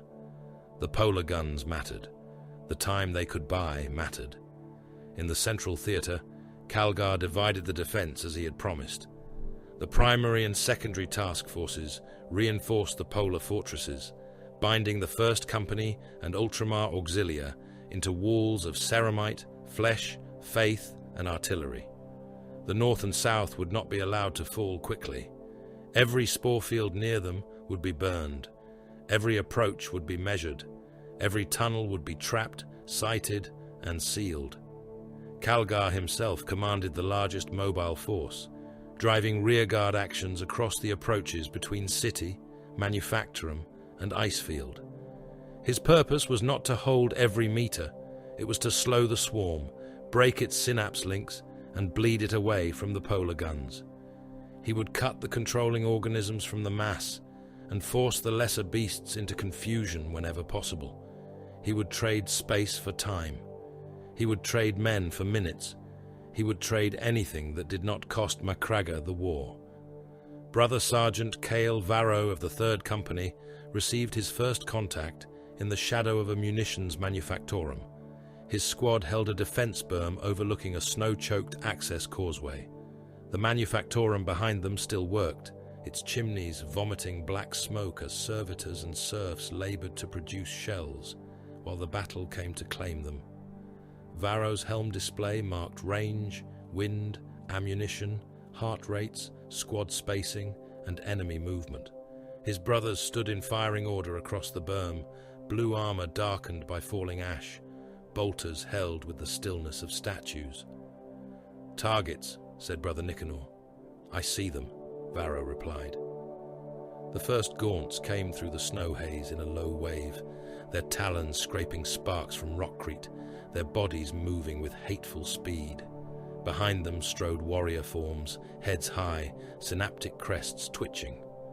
Varro raised his bolter. Controlled fire, by squad rhythm, mark. The Ultramarines fired. Their bolters did not chatter in panic. They spoke in execution. Each mass-reactive shell struck with purpose, punching through chitin, burrowing into flesh, detonating inside. Gaunts came apart in bursts of meat and ichor. Heads vanished. Limbs spun into the snow. Torsos burst open and sprayed internal fluids across the causeway. The first ranks collapsed into a steaming carpet of alien dead. "Shift left," Varro said. The squad shifted, fired, killed. A missile launcher coughed from the right flank, and a warrior organism disappeared in a blossom of smoke and fragmented shell. Its arms cartwheeled away. Its living gun twitched in the snow, still trying to fire with no body attached. A plasma gun burned white in Brother Otho's hands, and a larger beast took the shot through the chest. The plasma punched a sun-hot hole through it, boiling organs, turning its spine to ash. It fell forward and crushed 3 smaller creatures beneath its weight. Still they came. "Flame a line," Varro ordered. Brother Dacian stepped forward and bathed the causeway in promethium. Fire rolled low and hungry, catching gaunts mid-leap, turning them into shrieking silhouettes. They crashed into the snow as burning heaps. The stink of cooked Xeno's meat entered Varro's armor filters, sharp and chemical. The first wave died in heaps. The next came lower. Varro noticed it before his battle brothers did. The second wave did not crest the corpse piles upright. It crawled beneath the smoke, bellies scraping over the dead, claws finding gaps between bodies. Fewer heads presented themselves. Fewer torsos rose into the kill zone. "Adjust elevation downward," Varro said. "Target crawl line." They did. The second wave died too, but not as cleanly. The third came over the dead. They used their own corpses as ramps, climbing the smoking piles, leaping from the bodies of those slain moments before. The angle changed. Shots that had cut through throats now struck shoulder plates and limbs. Gaunts hit the berm. Chains wards came alive. Ultramarines stepped forward in perfect spacing and met them with blades. Varro cut one apart from hip to skull. Its blood spattered across his chest plate. Another struck his pauldron and lost its head to a bolt pistol round fired under its jaw. Brother Nicanor crushed a gaunt's skull beneath his boot, then took a talon across the greave deep enough to score ceramite. The fourth wave did not come along the causeway. It came through the drainage conduits. Auxilia, stationed behind the berm, died first. Varro heard their screams over the local vox, brief and undisciplined. A maintenance hatch burst outward, and gaunts flooded into the rear trench. Men fired lasguns at point-blank range. Some hit, most died. A Hormagaunt landed among them and opened one soldier from groin to throat, spilling him steaming across the duckboards. Another man tried to club it with his rifle. It bit through his face and dragged him down, while his hands beat against its skull. "Rear contact," Brother Otho voxed. "I know," Varro said. He knew something else. The Tyrannids were learning the rhythm, the tempo of bolter fire, the angle of the kill zone, the elevation shift, the fallback timing, the distance between squads and mortal reserves. Not as men learned, not by thought or memory in any noble sense, but through synaptic pressure. The beasts died, and the swarm adjusted faster than any mortal commander could brief his officers. "Break rhythm," Varro ordered. "Independent fire. Change kill zones. Dacian, burn the conduits. Nicanor, take Otho and collapse the right culvert." "Codex pattern?" Nicanor asked. "Abandoned for the next 9 breaths." There was a pause of less than a heartbeat. "Understood." They survived because they ceased to be predictable. Dacian drowned the drainage line in fire. Otho's plasma gun turned the culvert mouth into molten slag.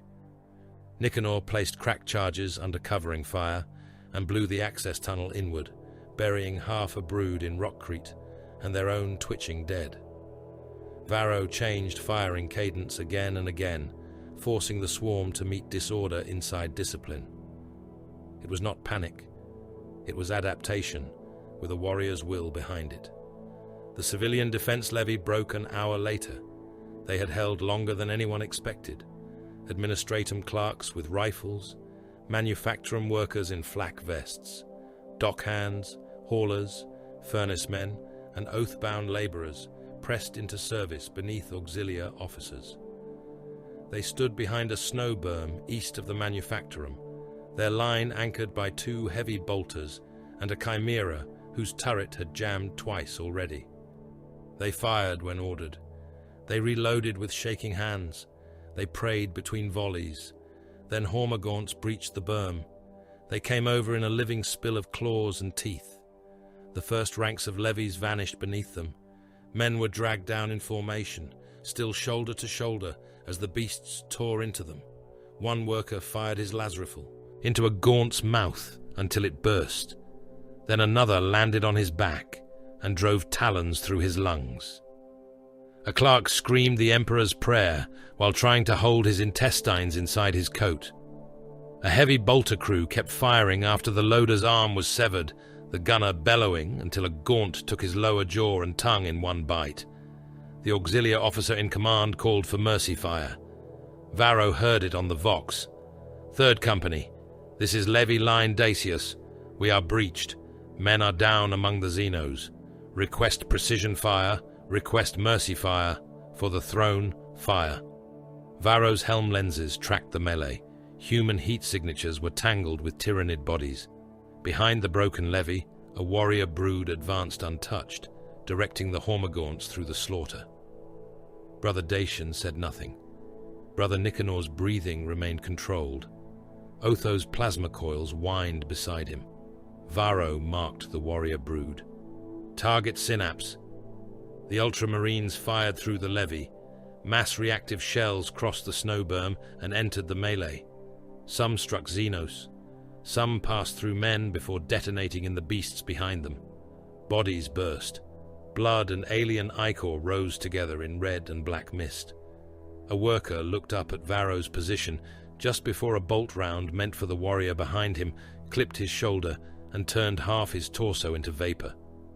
The warrior died a heartbeat later, its skull blown open, synaptic crest bursting like wet bone.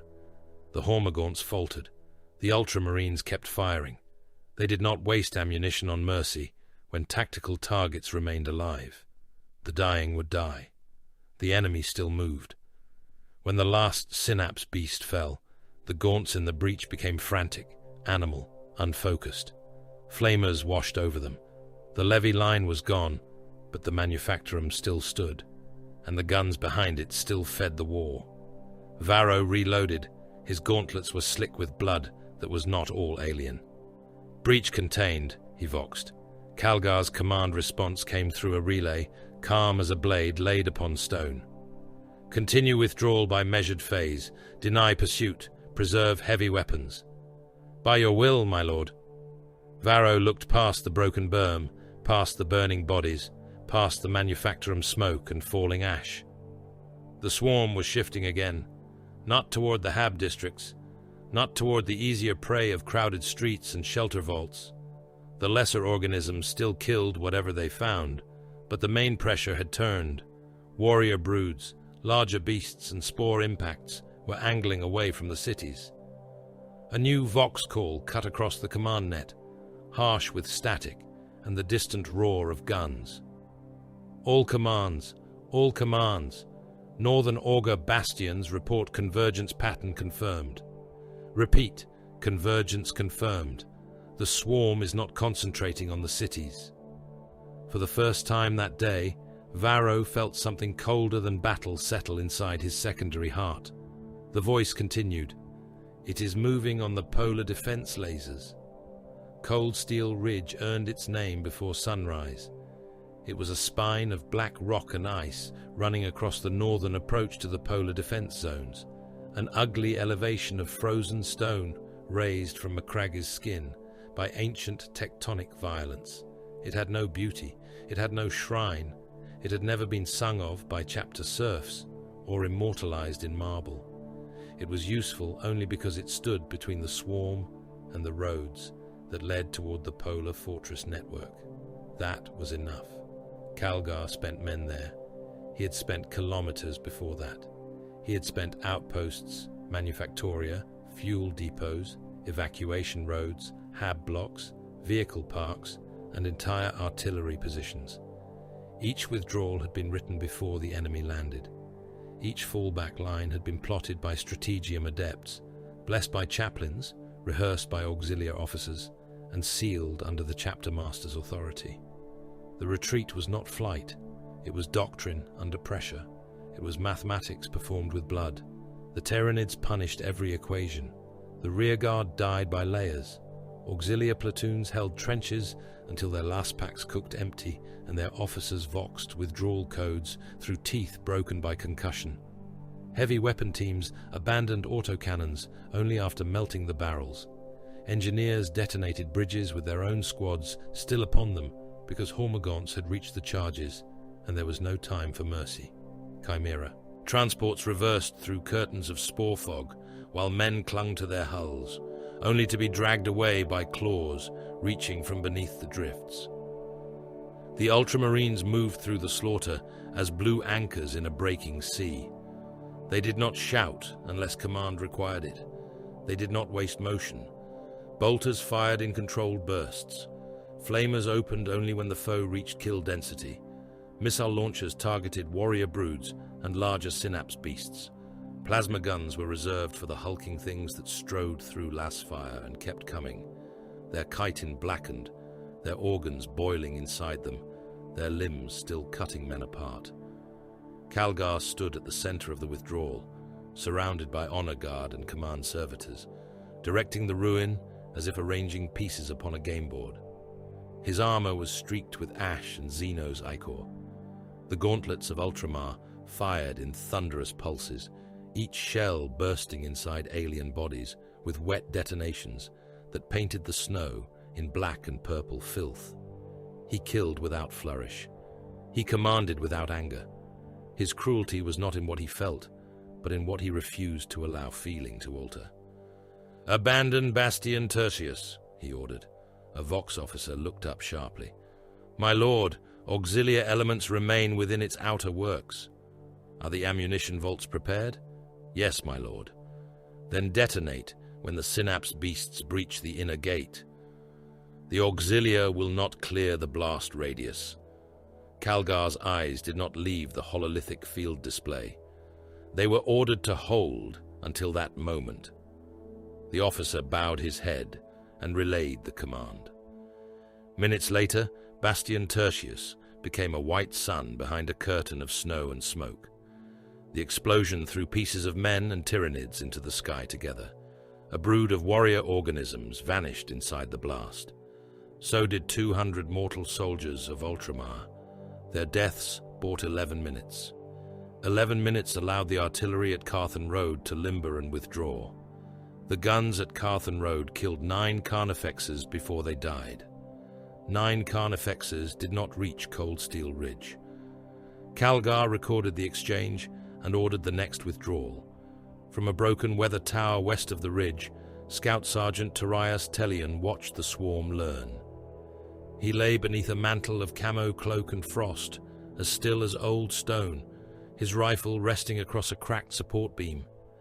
His face was lined by age in a way few Space Marines ever showed. Not weakness, never that. His age was a blade honed by centuries. His eyes saw more than movement. They saw intention, hesitation, rhythm, and the moment before death chose a path. Through magnoculars, through helm feed, through the patient instincts of the hunter, Tellian watched the Tyrannids cease being a flood. The first hours had been mass and hunger. Gaunts rushed guns. Warriors drove broods forward. Larger beasts struck whatever resisted hardest. There had been intelligence, yes, but diffused across appetite. Now something else moved through them. The swarm altered by the minute. A gaunt brood halted before a minefield without any visible signal. Raveners redirected beneath the frozen earth, avoiding seismic charges that had gutted the previous tunnel wave. Winged organisms circled away from flak arcs before the guns opened. Carnifexes that had once charged the nearest fortification now veered toward supply crawlers and ammunition haulers. Lictors appeared behind Vox relays and officer knots rather than among the easiest prey. Tellian adjusted the focus.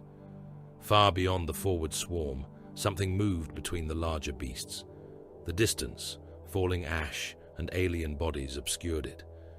He saw only fragments, a crown of blades, a torso like armored hate, 4 swords held with impossible stillness, guard organisms around it, moving not like beasts around an alpha, but like weapons around a command throne. Telian voxed on a narrow command channel. "This is Telian. Enemy behavior has changed. The swarm is no longer advancing by hunger alone." Calgar answered after a moment. "Clarify. There is a new will in the field, my lord. The beasts are no less savage, but now savagery has direction. Their deaths are being placed." "Can you identify the command organism?" "Negative confirmation. Probable hive tyrant strain. Greater than previous sightings. Guarded. Patient." "Can you kill it?" Telian's rifle sight settled on the distant blade-crowned shape for less than a breath before a wall of lesser organisms crossed the line. "No, my lord. Not from here. Continue observation. By your will." Telian lowered the rifle slightly. Below him, an auxiliar column withdrew through a ravine, while hormagaunts poured down the slopes on either side. The men fired upward until the creatures reached them. Then the ravine became a wound.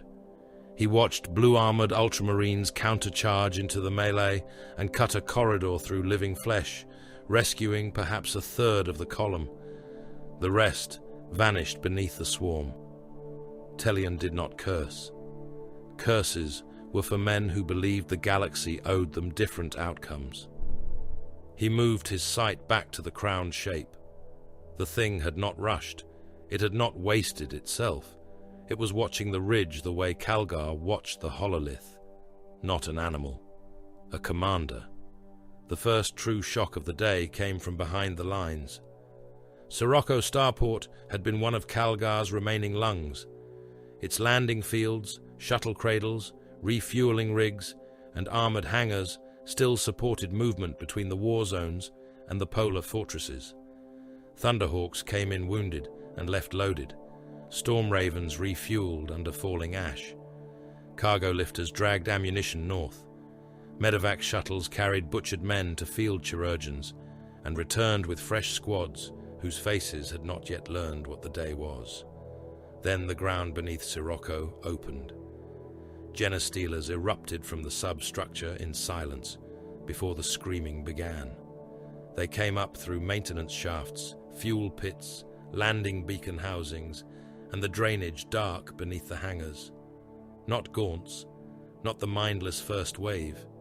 These were killers made for close slaughter, four-armed and hunched, their claws long enough to open power armor, their bodies moving with obscene grace. They struck among pilots, ground crew, deck serfs, engine seers, and half-armed auxilia without warning. The first hangar died in seconds. A pilot climbing into his cockpit was pulled backward. His spine snapped over the lip of the access ladder. A fuel crew vanished beneath talons and needle teeth. Their bodies opened so quickly, their screams came after the blood. An engine seer raised a plasma cutter and managed to burn the face from one Genestealer before another, took him apart from behind, splitting his robe and ribcage with the same contempt. Servitors continued loading missiles while the Xenos crawled over them, until claws entered their skulls and turned their mindless obedience into twitching meat. Bolter fire finally answered. A squad of Ultramarines from the rearguard stormed the nearest hangar entrance, firing as they advanced. Mass reactive shells punched Genestealers from gantries, burst them against shuttle hulls, blew limbs free, shattered skulls, and filled the hangar with smoke and alien blood. But the beasts were too close, too fast, too many. One Marine went down under three of them, his bolter firing into the ceiling as claws shrieked across his breastplate.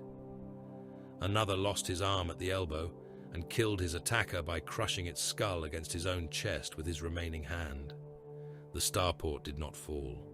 Worse, it was crippled, runways cratered, fuel lines ruptured, landing beacons destroyed, shuttle capacity gutted by fire and slaughter. By the time the Genestealers were purged, Sirocco's decks were slick with blood, promethium, and pieces of men who had died without seeing the main swarm at all. The report reached Calgar as he watched the enemy close on Cold Steel Ridge. "Sirocco's lift capacity reduced beyond reliable extraction," said the Vox officer. Calgar absorbed the loss in silence. How many Thunderhawks operational from reserve fields? Fewer than required for full redeployment, my lord. Then there will be no full redeployment. His honor guard said nothing. Calgar looked toward the ridge with his own eyes now. Snow blew across it in sheets. Beyond it, the swarm advanced, a continent of claws and chitin rolling forward under the shadow of larger beasts. "We hold here," he said. A captain beside him turned. "The ridge is imperfect ground, my lord. Eastern approaches are vulnerable to tunnel breach. Western slope lacks full armor support. If the swarm commits in mass, withdrawal will be costly. Withdrawal without delay will doom the polar fortresses." "Yes, my lord." "Then, imperfection is irrelevant. So Cold Steel Ridge became the anvil. Calgar placed the Ultramarines at the hard points and the Auxilia in the trenches between. Predator tanks took hull-down positions among ice-crusted rocks. Whirlwinds locked range solutions behind the ridge. Devastator squads occupied bunker mouths and broken survey towers. The Baneblade Pride of Hera rolled onto the western slope, its engine growl deep enough to shake snow from the rock face. Its main cannon tracked the swarm. Heavy bolters cycled. Lascanon sponsons hummed with caged light. The eastern flank received more infantry than armor, because the ground looked too fractured for heavy vehicles. That was the first lie the enemy allowed them to believe. The swarm came. At first, it came as expected. Gaunts surged up the central approaches and died by the thousand. Whirlwind rockets fell among them, blasting holes in the mass. Heavy bolters stitched red lines through black bodies. Plasma burned the larger beasts. The Pride of Hera fired, and its main cannon erased a Carnifex brood in a single detonation, sending chunks of shell, bone, and liquefied muscle across the western ice. Then the blade-crowned tyrant stepped into view. The battlefield changed around it. It was not merely large, though it towered over the lesser swarm.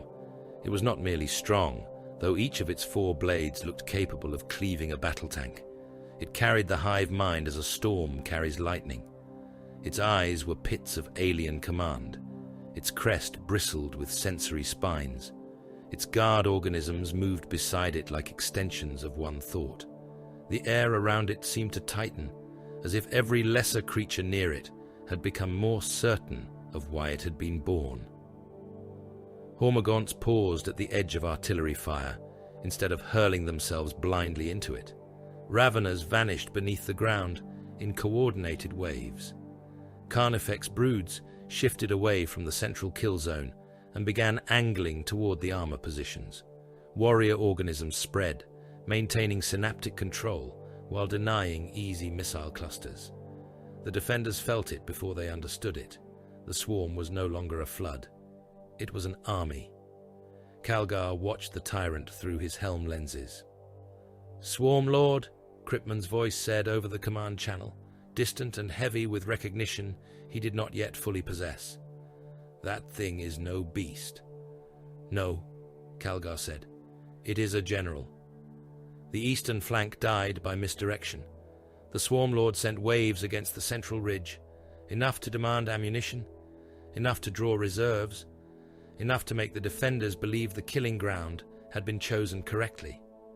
Dormant organisms lay half-buried beneath frozen earth, their body heat masked by dead broods piled above them. Telian saw the pattern moments before it broke. "Eastern Trench Network," he voxed. "Below ground. Movement. Movement now." The warning saved some. It did not save the flank. Raveners burst from the trench floors in fountains of ice, mud, blood, and broken duckboards. Trigons followed, vast serpentine horrors tearing upward through the earth, their emergence collapsing entire sections of defense line. Auxilia soldiers vanished, screaming into the holes. Others were thrown into the air, limbs twisting, lasguns still clutched in their hands. One Trigon came up beneath a command bunker and lifted the whole structure on its back before the roof blew outward and gaunts poured through the wreckage.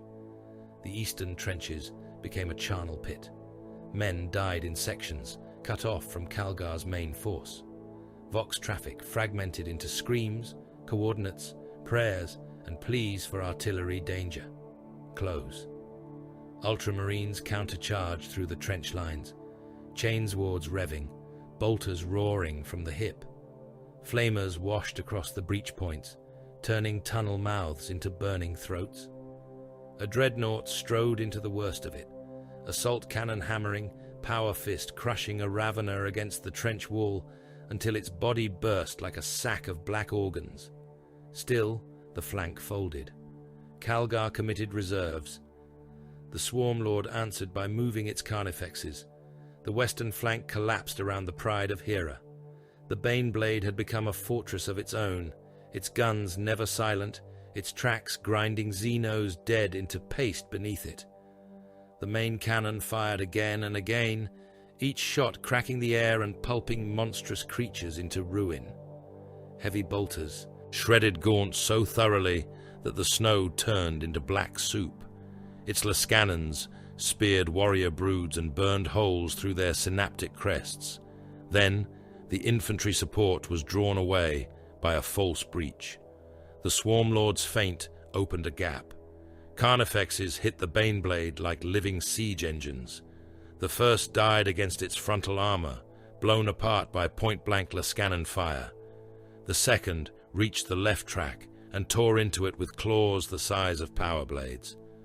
The third climbed onto the hull, crushing gun housings beneath its bulk. The fourth drove its horned head through a sponson mount and came up dragging a screaming crewman in its jaws. Inside the Pride of Hera, the world became heat, smoke, and impact. The crew kept firing. A loader with both legs crushed beneath a shell rack dragged around by hand toward the breach until acid poured through the roof and dissolved his face. The commander shouted target orders while blood ran from his ears. The main gun fired one final time, the recoil killing a wounded gunner outright as the shot punched through a Carnifex at such close range that the beast exploded across the hull in slabs of meat. Then the reactor shielding ruptured. Men boiled inside their own uniforms. Ammunition cooked off in chain detonations. Promethium fumes ignited. The Baneblade's machine spirit roared its death through every Vox frequency assigned to the western flank. Its final transmission was a hymn fragmented by static. The Pride of Hera died beneath a mountain of alien bodies. With its death, the western slope buckled. Calgar did not rage. He moved reserves from the center before the western collapse was fully reported, because he had already seen the shape of it. He ordered Thunderhawk strafes across the gap. Gunships plunged through spore-choked air, heavy bolters and Lascannons tearing lines through the Carnifex broods. One Thunderhawk lost an engine to bioplasma and crashed into the swarm, its wreckage carving a burning trench through gaunts and men alike. The Swarm Lord shifted again. Calgar countered. Devastators redeployed to secondary stoneworks. Assault squads struck exposed warrior broods, killing synapse organisms and leaping away before being drowned. Predators reversed under covering fire, preserving their guns for the next line. Auxilia survivors were ordered to form sacrifice knots around crack mine belts and hold until overrun. The Swarm Lord answered with lictors into the rear Vox stations. Calgar answered with reserve scouts and Auspex traps. The Swarm Lord sent Raveners beneath the ammunition road. Calgar detonated the road before the supply crawlers could clear it, destroying the tunnel wave and half his remaining shells. The Swarm Lord drove the center with gaunts and monstrous beasts. Calgar led the countercharge himself. He descended into the killing ground with his honor guard around him, and for a time the ridge belonged to the Ultramarines. The gauntlets of Ultramar fired at point-blank range, each detonation turning Xenos' bodies inside out. Power blades rose and fell. Storm shields took impacts that would have crushed tanks. Calgar broke a warrior organism in half with one fist and blew the head from another with the other. His honor guard fought in perfect formation, blue and gold amid a storm of talons. Then the Swarm Lord came through the chaos. It did not charge like a beast. It arrived where command required it. Its guard organisms struck first, absorbing fire, dying under melter blasts and power fists, opening the way. Then the Swarm Lord was among them, its blades moving with a speed that mocked its size. An honor guard died before he could turn, cut from shoulder to hip, his armor parted, and his organs spilling hot across the ice. Another raised his shield and lost the arm behind it. A third drove a power sword into the creature's side, and the Swarm Lord answered by taking his head from his body in a single liquid stroke. Calgar met it. The impact shook the ridge. The gauntlets of Ultramar smashed against alien blades. Sparks burst. Chitin cracked. One of the Swarm Lord's swords scored Calgar's breastplate deep enough to cut through the layers beneath. Another blade struck his shoulder and sheared ceramite, muscle, and blood in a spray across the snow. Calgar fired into the creature's torso. The shells detonated inside it, blowing craters through its armor. It did not fall. It adapted even in the duel. A blade slipped past the left gauntlet and opened Calgar's side. Another struck his helm, cracking the vision feed. A third punched low, piercing armor beneath the ribs. Calgar drove his fist into the Swarm Lord's chest, hard enough to break bone and chitin, but the fourth blade came down like judgment. The chapter master fell. For one breath, the command net went silent. Then the Ultramarines came for him. Brother Aloysius reached him first. He was honor guard, oath-bound, already wounded, his left pauldron split, and one eye lens dark.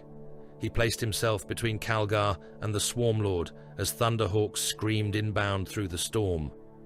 Around him, surviving honor guard dragged the chapter master back, firing, bleeding, refusing to die quickly enough for the Xenos to pass. Aloysius stood alone. The Swarm Lord loomed over him, surrounded by dead Ultramarines and twitching alien bodies. Aloysius raised his blade. "Courage and honor," he voxed. No one had time to answer. He charged. His power sword struck the Swarm Lord's guard first, taking one creature through the throat, then another through the skull. A blade pierced his abdomen. He stepped forward onto it. A second took his left arm. He fired his bolt pistol until the magazine emptied, each round detonating against alien armor. The Swarm Lord's shadow fell across him. Aloysius drove his sword into the beast's leg joint and locked his remaining hand around the hilt. "Now!" he snarled. The Thunderhawks opened fire. Lascanon beams and heavy bolter streams hammered the killing ground. Explosions swallowed Aloysius, the Swarm Lord, and the bodies piled around them. The extraction ramp slammed down behind the honor guard. Calgar, torn and bleeding, was dragged aboard by warriors whose armor was gouged and red. Apothecaries shouted over the roar of engines. A gaunt leapt onto the ramp and was crushed beneath an ultramarine boot as the gunship lifted. Through the smoke below, something huge still moved. Then the ridge vanished beneath the swarm. Calgar lived. That was all the reports could say with certainty. His army was gone. The rearguard had been shattered. Cold Steel Ridge was overrun. The pride of Hera was a burning tomb. The eastern trenches were tunnels of meat and acid. Sirocco starport bled smoke into the sky. The dead lay so thick across the approaches that later maps would mark terrain by corpse density rather than elevation. In the polar fortresses, Saul Invictus received the last transmission from the Broken Field Command. The message was short. It carried Calgar's authority, though the voice delivering it was not Calgar's. Lord Calgar extracted. Mobile ground force no longer combat effective. Enemy mass converging on polar defense zones. Hold. Invictus stood in the northern fortress command nave, surrounded by hololiths turning red one by one. Around him, First Company veterans checked storm bolters, sealed helms, and loaded assault cannons. Auxiliary officers waited beneath the gaze of giants. The first captain closed his fist around the hilt of his sheathed blade. "Confirmed," he said. Outside, the sky rained spores. The polar fortresses were alone. Calgar returned to the void half dead and wholly unbroken. The Thunderhawk that bore him from Cold Steel Ridge came into the hangar of the battle barge Octavius, with one engine screaming, its starboard wing ragged from bioplasma scoring, its assault ramp painted in frozen blood. Medici serfs died clearing the landing bay, when a gaunt trapped beneath the ramp since extraction tore free from the wreckage and gutted two of them before an Ultramarine crushed its skull beneath a ceramite boot. Its blood smoked on the deck plating. Its limbs continued to twitch after the head burst. Calgar did not see it, or if he did, he granted it no portion of his attention. He was carried from the gunship by his honor guard and apothecaries, the great shape of him ruined beneath broken plate and clotted gore. His armor had been opened in 3 places. One side of his torso was a mass of torn black body glove, exposed gene-wrought flesh, and sacred medical clamps forced into wounds too deep for mortal survival. His blood ran dark and thick across the white robes of the apothecaries working upon him. One of the gauntlets of Ultramar had been scored to its inner mechanisms, the other still clenched and unclenched, as if the weapon itself demanded return to the killing. "Lord Calgar must be taken to the apothecarian," said Apothecary Solon, his voice iron-hard but edged with something dangerously close to fear. "His wounds are severe. Internal trauma. Secondary heart compromised. Multiple organ lacerations. Poison traces. Armor breach contamination. He cannot command from the bridge." Calgar opened his eyes. The apothecary fell silent. "Remove what will kill me before the next hour," Calgar said. His voice was low, thickened by blood, but every word carried command. "Leave the rest. My lord, I cannot sanction battle command in your condition. You are not asked to sanction it." The honor guard did not move. The serfs did not breathe. The hangar alarms continued their mournful pulsing as the ship took another distant impact through its void shields. Solon bowed his helm. "As you command." They brought him to the strategium, seated within a mobile throne of iron, restraint braces, and life-sustaining engines. Tubes ran beneath his armor, blood filters pulsed at his side. Servo arms stitched, cauterized, injected, drained, and sealed while he spoke. Every breath carried a wet rasp. Every exhalation misted red against the lower edge of his gorget. His face was pale beneath the command lights, but his eyes remained clear. His body was ruin. His mind remained a weapon. The strategium of the Octavius shook as the void war closed around Macraga. Hololithic displays flickered with contacts, losses, and kill projections. The planet turned below them, its polar regions hidden beneath storms of spores and warfire. Above it, the Imperial orbital line burned. "Report," Calgar said. A command serf stepped forward, visibly struggling not to stare at the blood leaking through his lord's armor seals. "Outer intercept formations shattered, my lord. Strike cruiser groups maintain pressure, but cannot prevent spore dispersal. Starnova stations engaged across all arcs. Battle barge Caesar reports multiple impacts to void shields and hull contamination. Merchant anchorage compromised." Calgar coughed. Blood spotted the inside of his helm collar. "Caesar is to pull back behind the Starnova lattice." The serf hesitated. "My lord, Caesar reports propulsion loss. Living torpedoes have breached its armor belt." The hololith magnified the dying battle barge. Caesar had been a fortress in the void, a proud vessel of the Ultramarines, its guns capable of breaking lesser fleets. Now, it wallowed beneath a cloud of alien organisms. Its void shields flickered in bruised light as corrosive biological impacts splashed across them, each detonation smearing acids and living enzymes against the field until the shield collapsed in patches. Living torpedoes struck where the fields failed. They were not machines but muscular spears of chitin and hatred, driving themselves into the armor belt before convulsing, splitting, and disgorging boarding organisms into the wounds. Macro cannon fire from Caesar continued to tear bioships apart, but the vessel was dying by inches. One broadside fired late, then another failed completely. Its gun decks went dark in sequence. Internal vox captures came through the command relay in fragments. Deck 7 breached. Bioforms in the shrine corridor. Seal the magazines. Emperor, preserve us. No. Fire the guns. Fire the guns.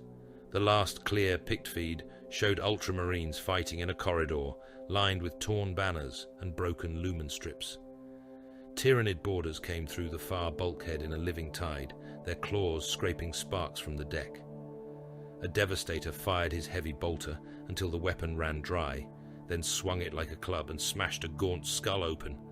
A serf tried to drag an ammunition crate toward him and was cut in half by a leaping beast, his entrails sliding across the deck in a glistening rope. The Ultramarine reloaded anyway, kneeling in the man's blood. Then the feed died. Caesar's reactor signature flared. For one heartbeat, the battle barge seemed to regain its pride. Its remaining batteries fired in a single ragged act of defiance, lance beams and macro shells stabbing into the nearest Hive ship. The bio-vessel opened like a butchered whale, spilling atmosphere, acid, and unborn monsters into the cold. Then, Caesar broke. Its spine split beneath the pressure of internal detonations and Xenos infestation. The prow sheared away. The central hull ruptured. Fire vented in. Cathedral-bright streams.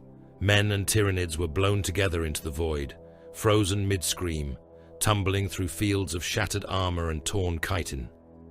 The battle barge died without retreat. Calgar watched until its rune vanished. "Mark Caesar as lost," he said.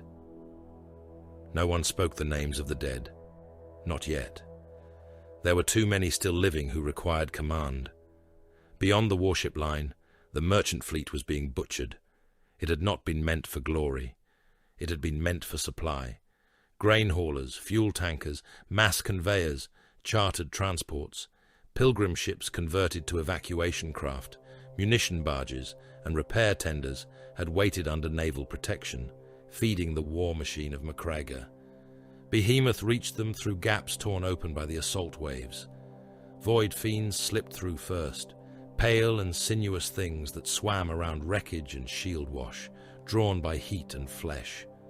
They struck civilian hulls where armor was thin. Boarding tubes followed from larger bioships, living umbilicals that latched onto docking ports, cargo doors, and rupture scars.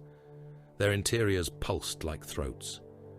Men died without ever seeing the planet they served. Some suffocated in sealed compartments after captains ordered bulkheads closed to halt infestation. They beat bloody fists against doors until frost formed around their mouths. Others froze in ruptured corridors, bodies stiffening as atmosphere fled into space. In one hauler, armsmen fought for 20 minutes around a chapel shrine while feeder organisms came down from the ceiling. The last surviving rating jammed a grenade into the mouth of a gaunt and punched the activation stud with his thumb. His arm vanished to the elbow. The blast killed him and everything within 5 paces. More creatures came through the smoke before his blood stopped steaming. A munition barge detonated when its captain drove it into a spore carrier rather than be boarded. The explosion gutted the alien vessel, but the blast also ripped apart 3 nearby transports. Thousands of men died in a glare bright enough to paint MacGregor's clouds. Calgar noted the exchange. Merchant vessels capable of thrust are to break toward low anchor behind the inner defense stations, he said. All vessels unable to maneuver are to be abandoned if evacuation is possible. If not, their captains will deny biomass to the enemy. The naval liaison's face tightened. "Scuttle orders, my lord?" "Yes. That will condemn crews still fighting aboard them. They are already condemned. Now their deaths will serve." The liaison bowed because the order was monstrous and correct. The Star Nova stations became slaughterhouses in orbit. Their guns had been built to kill ships, and they killed many. Lance beams carved through the biofleet. Macro cannon shells burst inside swollen carrier beasts and lit their organs from within. Defense lasers punched through living armor and left tunnels of boiled flesh through vessels larger than Hive cities. But the Tyrannids answered by ramming, boarding, smothering. Mine clouds drifted around the stations until their shields sparked and failed. Spore cysts clung to gun housings and burst open. Boarding organisms crawled across the outer hulls like mites across a corpse. By the 9th assault wave, the first Star Nova station had become a tomb, with guns still firing from dead sections. Its lower decks were flooded with alien growth. Men fought in loading chambers beside servitors that continued their tasks while claws tore them apart. Tech priests recited the canticle of last function as acid ate through their robes and legs. One gun crew loaded by hand after the autoloader jammed on a corpse. They fired 3 more shells before the chamber split and the vacuum took them. By the 12th assault wave, the orbital stations were wreckage. Macragge's upper sky was a field of broken metal, frozen bodies, chitin fragments, drifting mines, shattered gun housings, and burning oxygen. The world below lay more naked with every passing hour. The orbital defenses had not failed cheaply. They had made the void around Macragge a charnel belt. But Behemoth still lived, still pressed, still birthed spores from its vast vessels and sent them downward in their thousands upon thousands. Calgar stood through the pain as the projections shifted. Cryptman's data codex fed into the strategium from its guarded altar. Magos Varnak's dead. Observations mingled with fresh reports from the battle. Patterns emerged, not certainty, never that, but weakness. When a major bioship died, nearby organisms faltered. Mine clusters drifted without cohesion.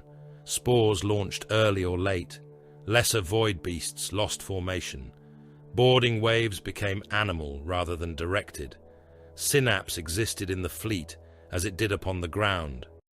Don't forget to like, comment, and subscribe. Support really helps. Calgar saw it. "Cryptman," he said. The Inquisitor's voice answered from a nearby relay, harsh with static.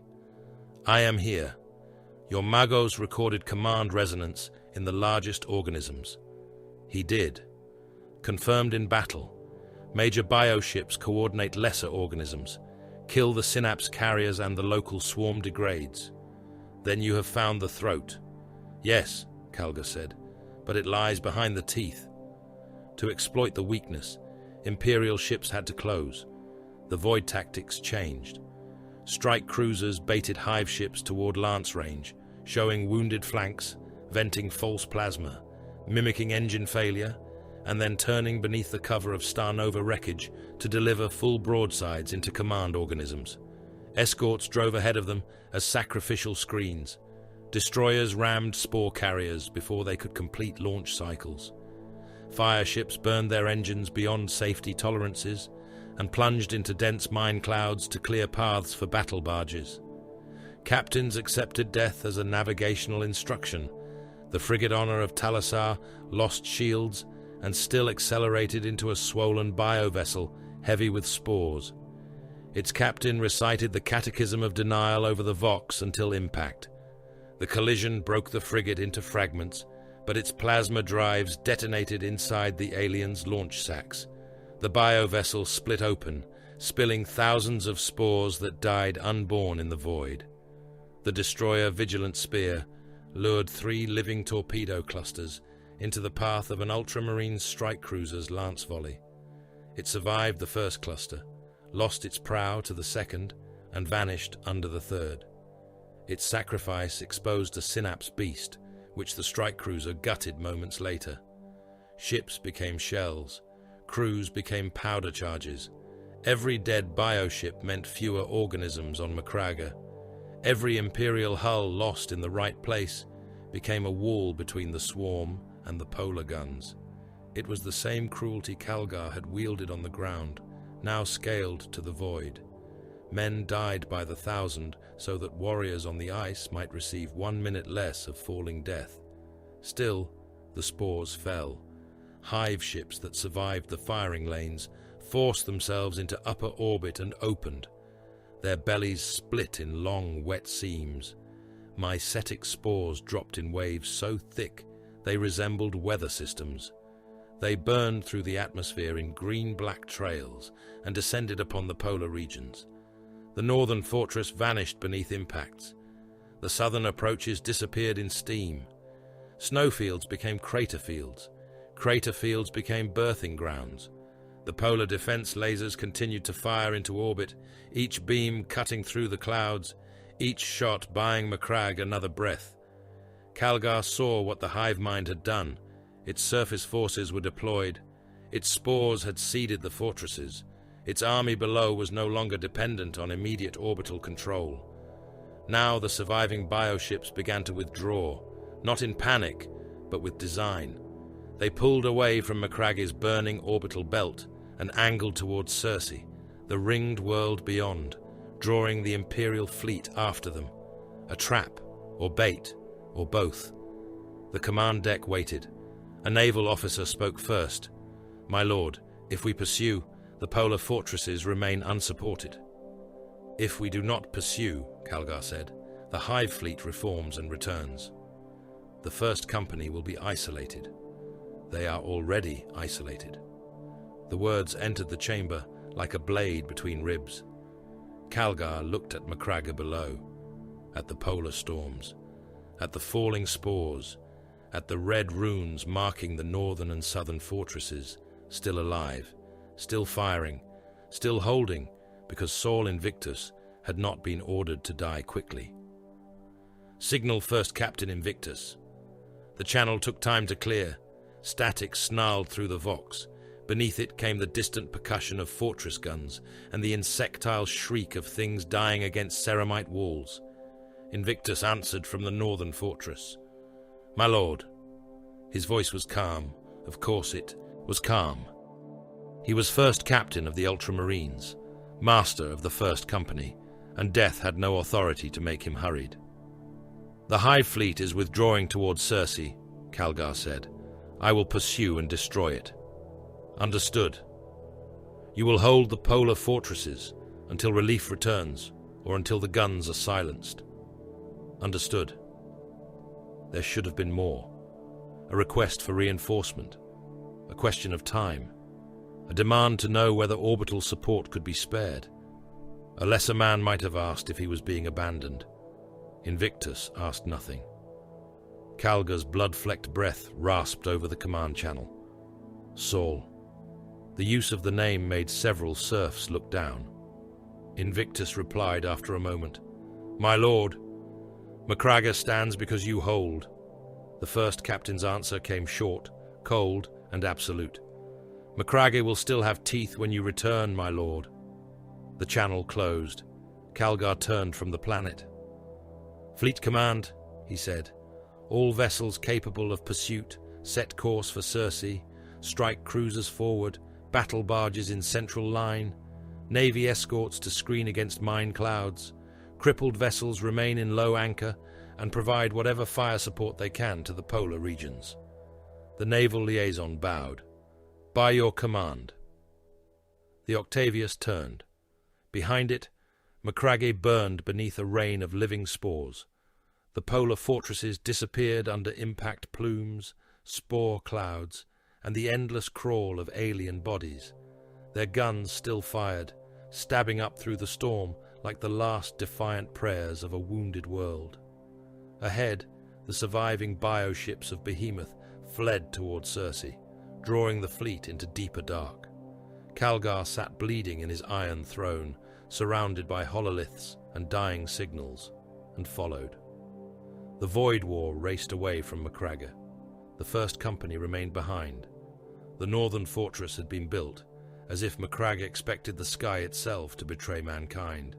It sprawled across the polar ice, in rings of adamantium, rockcrete, bunker lines, bastion towers, trenchworks, reactor shrines, void-hardened armories, ammunition vaults, barrack catacombs, and defense laser housings large enough to humble lesser cities. Its upper walls were black with frost and weapon soot. Its lower levels descended into the frozen stone like roots driven into a dead god's bones. The great polar lasers rose from the fortress heart, immense and ancient, their barrels angled toward the wounded heavens, where Macragge's orbital war burned behind clouds of smoke, spores, and falling fire. The sky rained Tyranids. Mycetic spores fell through the storm in thousands, then tens of thousands, each one burning as it descended, each one striking the ice with the force of an artillery shell. They landed beyond the outer trenches, within abandoned outposts, against glacier slopes, among wrecked Hydra platforms, and upon the corpses already piled before the walls. Their shells split open in clouds of hot vapor and acidic birth fluid. Gaunts crawled out steaming. Warrior organisms unfolded themselves from membranous sacs. Larger beasts dragged their bulk through the ruptured shells, their claws gouging trenches into the ice before they had even fully stood. First, Captain Sol Invictus watched them come from the Northern Command nave. The chamber trembled with each discharge of the polar guns. Hololithic light washed over his Terminator plate, painting his ancient armor in the colors of threat runes and kill zones. Around him stood officers of the Ultramar Auxilia, their faces grey from exhaustion and cold. Chapter serfs moved between vox altars with shaking hands. Tech priests chanted to machine spirits, whose voices were already distorted by strain. Above the tactical display, the runes of the surface outposts died one by one. Invictus did not move when each light went dark. His warriors were deployed according to necessity. Veterans of the First Company held gatehouses, tunnel mouths, bastion interiors, ammunition lifts, reactor approaches, and the killing corridors beneath the outer walls. Terminator squads waited where the enemy would be thickest. Dreadnoughts stood in shrine alcoves, their sarcophagi awake, their ancient occupants listening to the war through layers of iron and memory. Auxilia survivors manned the exposed lines because flesh could still hold a trigger and die in useful places. The Vox crackled. Outer pylon Severus reports. Breach pressure beyond threshold. Request withdrawal authorization. Invictus looked to the hololith. Severus had already bought its assigned time. Denied, he said. The Auxilia Vox officer swallowed. My lord, they report ammunition depletion. Then they will fix bayonets.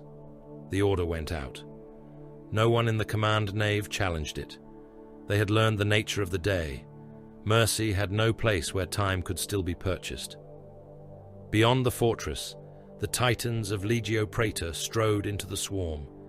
They came through snow and smoke like walking cathedrals of wrath, their god engines painted in the livery of ancient oaths, their void shields shimmering beneath impacts from spore mines and bioplasma. Warlord titans advanced with the terrible dignity of mountains given hatred. Reaver engines moved beside them, leaner, faster, their princeps linked to machine spirits that snarled through noospheric fire. Banners snapped beneath carapace towers. War horns sounded across the ice, deep enough to vibrate in the teeth of men sheltering miles away. Then their weapons spoke. Volcano cannons cut the battlefield into burning scars. Beams of caged starfire crossed the ice and erased entire broods in a single passage. Plasma annihilators vomited suns into the Tyrannid masses, turning chitin to vapor, flesh to black glass, and snow to hissing steam. Apocalypse missile launchers broke open and cast death into the swarm in disciplined arcs. The first ranks of Xenos vanished beneath the fury, not falling so much as ceasing to exist. Furrows miles long were carved through the horde, smoking trenches filled with cooked alien meat and pulverized bone. The Auxilia cheered. The Ultramarines did not. Invictus watched the swarm fill the furrows. The Tyrannids used their dead as readily as their living.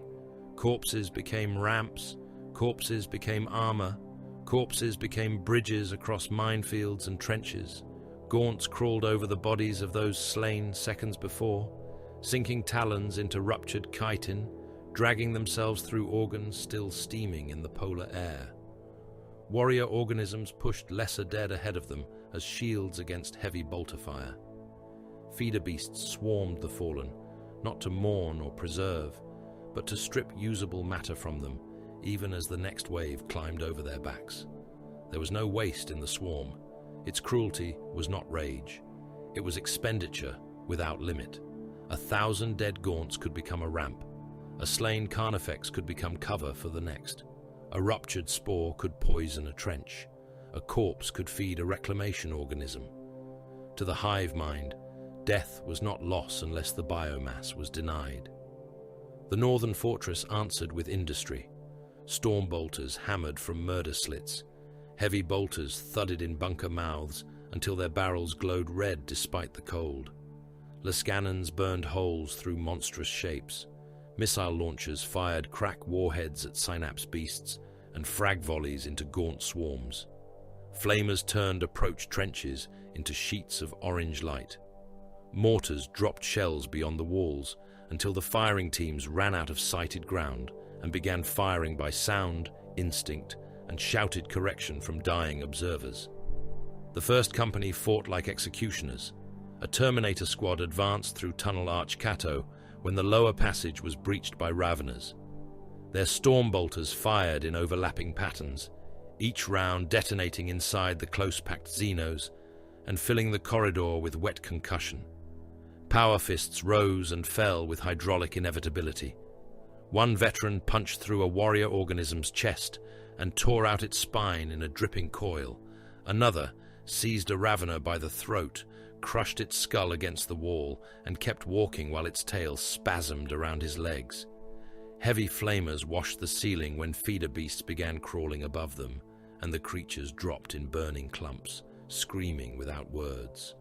There was no pageantry, no bright charge beneath clear skies, no song worthy of marble. There was work, kill, reload, advance, seal, burn, fall back, detonate, repeat. In Bastion Valerius, chain fists screamed through a collapsed bulkhead to open a new firing angle after the original corridor filled with corpses too deep to cross. In Gatehouse Mortis, veterans fired until ammunition counters blinked red upon their retinal displays, then switched to sidearms, blades, fists, and the brute force of tactical dreadnought armor. In the lower magazine halls, serfs passed shells hand to hand while alien claws scraped against the doors. Outside, the Titans began to die. The swarm learned where void shields thinned beneath repeated impacts. Bioplasma arced upward in sizzling streams, splashing across the shimmering fields until they flickered and collapsed in ragged patches. Flying organisms struck the exposed armor like living missiles. Smaller beasts climbed the legs, dying by the 100-to-point defense lasers, only for more to climb over their burning remains. Carnifex broods hit knee joints with the persistence of siege hammers. Their claws tore at pistons, cables, armor plates, and sacred housings. The god engines shook, but did not halt. A Reaver, Lux Invicta, took too many impacts across its right knee. The joint failed with a sound like a mountain cracking. It dropped to one side, crushing a living tide beneath its falling bulk. Its plasma blast gun continued firing at ground level, each discharge clearing a swathe through the swarm. Tyrannids poured over it regardless. They climbed its carapace, burrowed into gun housings, tore at sensor spires, and forced their way toward the cockpit shrine. The Princeps refused consumption. His final transmission came across every loyal channel, calm beneath static and pain. Engine Lux Invicta denies the alien. The reactor went critical. For a moment, the polar ice became daylight. The Reaver vanished in a sphere of plasma fury, taking thousands of Tyrannids with it. The explosion left a crater of glassed ice, molten chitin, and cooked alien matter, a black bowl steaming beneath falling spores. Auxilia soldiers stared at it until their officers beat them back to the guns. Another Titan staggered, then another. The warlords endured longer, but even gods bled beneath enough teeth. Inside the northern fortress, safety died by degrees. Gun barrels jammed despite the Arctic cold. Ammunition stocks that had been calculated for months of siege vanished in hours. Autoloader tracks clogged with ice, oil, brass, and blood. Plasma coils overheated. Lascannon crystals cracked. Heavy bolter teams replaced barrels with burned hands and blistered palms. Servitors collapsed at loading shrines, their backs broken by repeated labor. and were shoved aside by mortal men who took their place without being ordered. The enemy never stopped. Surface redoubt. Marius lost, a Vox Surf reported. Mark it, Invictus said. Bastion Valerius requests permission to fall back to the inner gate. Granted. Detonate their outer approaches when the last brother crosses. My lord, auxilia elements remain pinned beyond the gate. Then detonate when the last brother crosses. The command knave absorbed the words. The auxilia colonel beside Invictus closed his eyes for one breath, then opened them and relayed the order himself. The first company gave ground by meters, never by panic. Every blast door was held until the Tyrannids reached it. Then it was sealed. Then charges were fired. Corridors vanished in controlled collapses, crushing Xenos and men beneath slabs of reinforced rockcrete. Every retreat opened another kill lane. Every abandoned chamber had been pre-sighted. Every stairwell was mined. Every ammunition lift had a secondary charge set to deny it to the swarm. Auxilia squads were ordered to hold corners, vents, and side passages when their deaths preserved firing angles for Ultramarine squads withdrawing behind them. Most obeyed. Those who did not were shot by their own officers before the Tyrannids reached them. At Bastion Gate, the living battering rams came. Carnifexes emerged from the corpse fields in a line of armored ruin, their bodies scarred by shell impacts, their tusks and claws caked in ice and blood. Defense lasers could not be lowered to target them. Macro emplacements had already been silenced. The gate guns opened fire at point-blank range. Crack missiles struck their heads and chests. Melter beams turned chitin plates into boiling slag. Heavy bolters hammered until entire sections of flesh were pulped from their bodies. They kept coming. The first Carnifex hit the outer gate and broke itself against it, dying with its claws embedded in plasteel. The second struck over its corpse. The third climbed both bodies and smashed its horned skull into the upper hinge housing. The fourth and fifth arrived together, ramming the weakened plates with such force that the fortress wall shook down to its reactor roots. Veterans of the first company moved into the gate tunnel. Their armor was spattered with old ichor and fresh blood. Their weapons were hot. Their ammunition was low. They formed ranks beneath the murder lights, while auxilia survivors dragged crates of crack missiles and melter charges into position. No one spoke, except to mark targets. The gate failed inward. The first Carnifex through took 3 melter blasts to the head. Its skull became liquid fire, but its body continued forward, momentum carrying it into the front rank. A Terminator met it with a chain fist, the weapon screaming as it chewed through the beast's shoulder, then ribcage, then heart mass. The second Carnifex drove through the smoke and crushed an auxilia missile team beneath one foot, the men bursting like ration packs under the weight. A veteran fired his storm bolter into its mouth until the creature's throat exploded, then struck it with his power fist hard enough to cave in its chest. More came through the breach. The tunnel became a slaughterhouse. Melter fire burned white holes through monstrous torsos.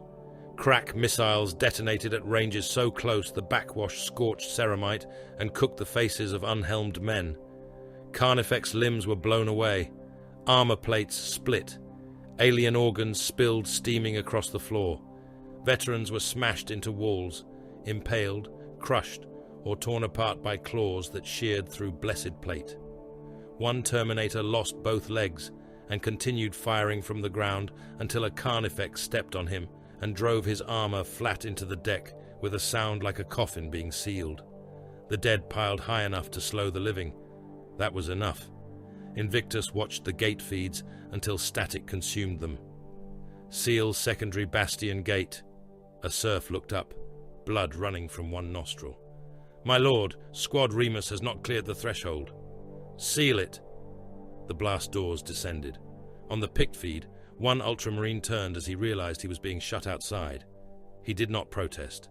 He faced the tunnel, raised his storm bolter, and fired into the oncoming swarm until the door cut the image in half. The explosion followed moments later. Bastion Gate became a sealed tomb of meat, smoke, pulverized ceramite, and crushed chitin. Invictus turned from the display. He understood the true equation now, though perhaps he had always understood it from the moment Calgar gave the order. The First Company was not defending itself. It was not even defending the northern fortress in any lasting sense. It was preserving the polar guns long enough for Calgar to destroy the fleet. Their lives were already spent. Their deaths had been assigned before the first spore struck the ice. Only the timing remained in question. That knowledge did not trouble him. Death was only failure when it achieved nothing.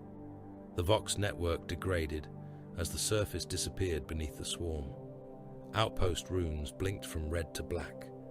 Defensive pict feeds died under claws, acid, static, or fire. The last Legio Praetor engine still standing took a final step, fired its volcano cannon into the densest part of the horde, and vanished beneath a moving mountain of alien bodies. Its reactor did not detonate. The swarm covered it completely. Then, its rune went dark. "All surface outposts are overrun," said the Vox Serf. No one spoke. The fortress shook again. Dust fell from the command nave ceiling. Somewhere deep below, a reactor shrine bell began to toll damage warnings in solemn metallic notes. Invictus drew his sword. The blade came free with a whisper that cut through every alarm. "Transmit to Lord Calgar," he said. "Northern fortress remains active. Polar guns continue to fire. First Company withdrawing to inner defense rings. We hold." The Vox Serf bent over the altar. Static roared back at him. He adjusted runes, whispered prayers, struck the side of the machine when prayer failed, then tried again. "My lord, transmission unstable." "Send it." He sent it. For a moment, the signal climbed through storm, spore cloud, orbital fire, and the screaming dark above Macragge. Then the shadow closed around it. In the command nave, the Vox altars spat sparks. One serf collapsed, blood running from his ears. The hololith flickered, turned to snow, then steadied only enough to show the fortress as a single blue rune buried in a sea of red. Invictus watched the rune pulse. Once, then contact with the northern fortress died. The southern fortress did not answer.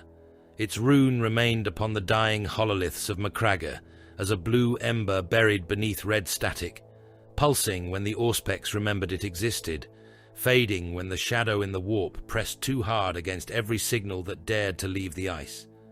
In the command relays still capable of speech, Vox officers called again and again, their voices clipped by interference, their words dragged into distortion by the psychic darkness hanging over the poles. "Southern Fortress, confirm operational status," Static answered. "Southern Fortress, confirm command authority," Static answered. "Southern Fortress, by order of Lord Calgar and First Captain Invictus, acknowledge." Nothing answered. In the north, Saul Invictus heard only fragments. In the void, the fleet had already turned toward Circe. Across the polar wastes, all surface outposts were dead or dying.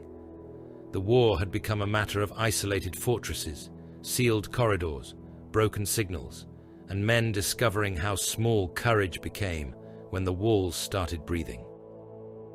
Colonel Marius Thane of the Ultramar Auxilia stood in the southern fortress beneath lumen strips that flickered yellow through vapor and gun smoke. He had not slept since the first spores fell.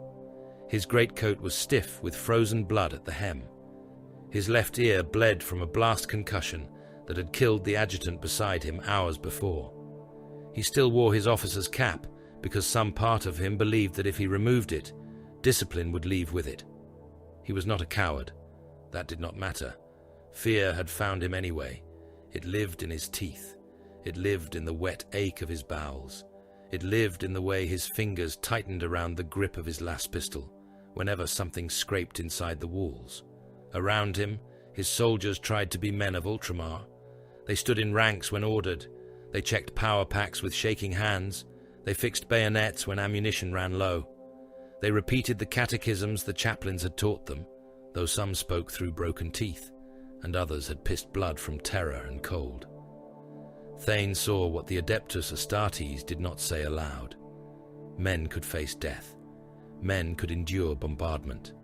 Men could march into lasfire beneath banners and believe duty made them greater than meat. This enemy was different. The Tyranids did not merely kill men. They made men feel themselves becoming matter before they died. They made a soldier understand that his name, rank, medals, oaths, sins, memories, and prayers were all temporary arrangements of protein. They turned courage into a chemical inconvenience. They made the human soul seem like a rumor told by frightened flesh. A Vox unit beside him screamed with static, then resolved into a distant voice. "Southern Fortress, respond." Thane seized the receiver. "This is Colonel Marius Thane, Ultramar Auxilia, Southern Polar Fortress. We are engaged in the lower levels. Surface guns remain active. Repeat, surface guns remain active. We require confirmation of northern status." The Vox shrieked. For a moment, Thane thought he heard a voice. Then only wet, crackling emptiness. A sergeant beside him whispered, "Did they hear us, sir?" Thane looked down the corridor, where mist crawled along the deck plating from the coolant rupture below. It glowed faintly green in the lumen light. "No," he said, "but we said it." The southern fortress fought a different war from the north. Above ground, the walls still held. The outer bastions had been scoured by spores, lashed by bioplasma, and hammered by gaunt waves, but the main approaches remained in Imperial hands. Heavy bolters still fired from the parapets. Defense lasers still rose from their sanctified housings and stabbed into the polluted sky. Auxilia companies still held the glacis trenches beside squads of First Company veterans whose presence made men straighten their backs, even while the world ended. Below ground, the fortress was being eaten. The Tyranids had entered through places no siege map had marked as breaches. Coolant drains, ammunition shafts, generator vents, cracked maintenance tunnels beneath the reactor shrines, old mineral ducts, forgotten by everyone except dead architects and the machine spirits that remembered every indignity done to their iron bones. The Xenos came through darkness, through fog, through steam, through pipes slick with alien mucus. Suit lights cut across corridors that had become intestinal. Walls sweated clear slime. Deck grates pulsed where fungal growths rooted through them. Human bodies hung in corners, cocooned in pale membranes, their limbs bent in wrong directions, faces visible beneath translucent film. Some were already half dissolved. Some twitched when the light touched them. Not alive, not truly, just nerve and muscle refusing to accept that the man had ended. One auxilia trooper vomited into his rebreather when he saw a comrade's face stretched open around feeder tendrils that had entered through the mouth and eyes. Thane shot the cocooned body with his las pistol. The beam bored through the skull. The twitching stopped. His sergeant stared at him. "Mercy, sir?" Thane holstered the pistol with a hand that trembled despite him. "Denial." The Terminators descended after that. They came through the lower blast gates in tactical dreadnought armor, giants moving into the dark like reliquaries torn from a shrine and taught to kill. Their armor was scratched, gouged, and painted with Tyranid ichor. Purity seals hung burned at the edges. Storm bolters rested in fists large enough to crush a man's chest through flak plate. Heavy flamers glowed beneath their barrels, pilot flames trembling in the mist. Thane knew their names because a Vox serf spoke them as they passed, as though the fortress itself demanded witness. Brother Severian, veteran of the cleansing of Ulixis, bearer of the laurels of Espandor. Brother Marcellus, who had held the breach at Tarentus Gate against the green tide. Brother Oros, whose armor contained a shard of stone from the fortress of Hera. Brother Quintus, slayer of the iron heretic Val, Brother Decimus, who had never retreated from a marked position in 2 centuries of recorded war. They entered the lower dark with their honors upon them. The dark spent those honors like ammunition. Their storm bolters thundered in the tunnels, each shot a controlled act of annihilation. Gaunts burst apart in tight passageways, splashing walls with black ichor and yellow nerve fluid. Warrior organisms lurched from the steam and died under mass-reactive fire, their torsos opening in wet explosions. A ravener struck from beneath the floor, jaws wide, and Brother Oros caught it by the neck with his power fist. The fist closed. Bone and chitin cracked inward. The beast writhed, tail whipping against walls, until Oros punched it through the deck and left it spasming in the hole it had made. "Advance by file," voxed Brother Severian. "Cleanse recesses. Do not step over uncleared dead." His caution saved them twice. It did not save Brother Quintus. The corpse pile in Junction Hecaton looked like a barricade made of failed anatomy. Auxilia dead lay tangled with gaunts, all of them slick with mucus growth. Their heat signatures were corrupted by chemical fog, their shapes blurred beneath the auspex. One of the corpses opened its eyes. The lictor unfolded from the bodies, as if darkness had grown limbs. Its chameleoid skin shed the colors of death, and took on the sheen of wet bone. It struck Brother Quintus from above, talons punching through the softer jointing beneath his gorget. The veteran fired point blank, blasting one of the creature's arms away, but another talon entered the side of his helm and tore through lens, cheek, and skull. The lictor killed him before his honor roll finished echoing in Thane's mind. Then the corridor erupted. 2 more predators came from the walls, not from behind cover, from the pattern of the walls themselves, their bodies shifting from stone grey to livid flesh as they moved. One took an auxiliar lieutenant through the spine and lifted him, kicking, into the mist. The other leapt at Brother Marcellus and dragged its claws across his chestplate, hard enough to throw sparks and strips of ceramite into the air. The Tyrannids had learned interior war. They did not throw bodies blindly into corridors now. They cut the vox lines first. They killed officers. They hunted serfs carrying ammunition. They struck tech priests at maintenance shrines. They left corpses where men would look too long. They used fear as terrain. The Ultramarines answered with fire. "Burn the junction," Severian voxed. Heavy flamers roared. Promethium filled the passage in a rolling flood. The flames turned mist into a wall of light and made the hidden world visible. Alien slime glistened on ceiling and bulkhead. Feeder tendrils withdrew from vents. Cocooned men burned where they hung, their bodies splitting open with steam and black smoke. Dead auxilia, half absorbed into reclamation growths, ignited in their membranes and slumped like candles made of meat. A lictor shrieked as its chameleoid hide failed, its body appearing fully only as fire consumed it.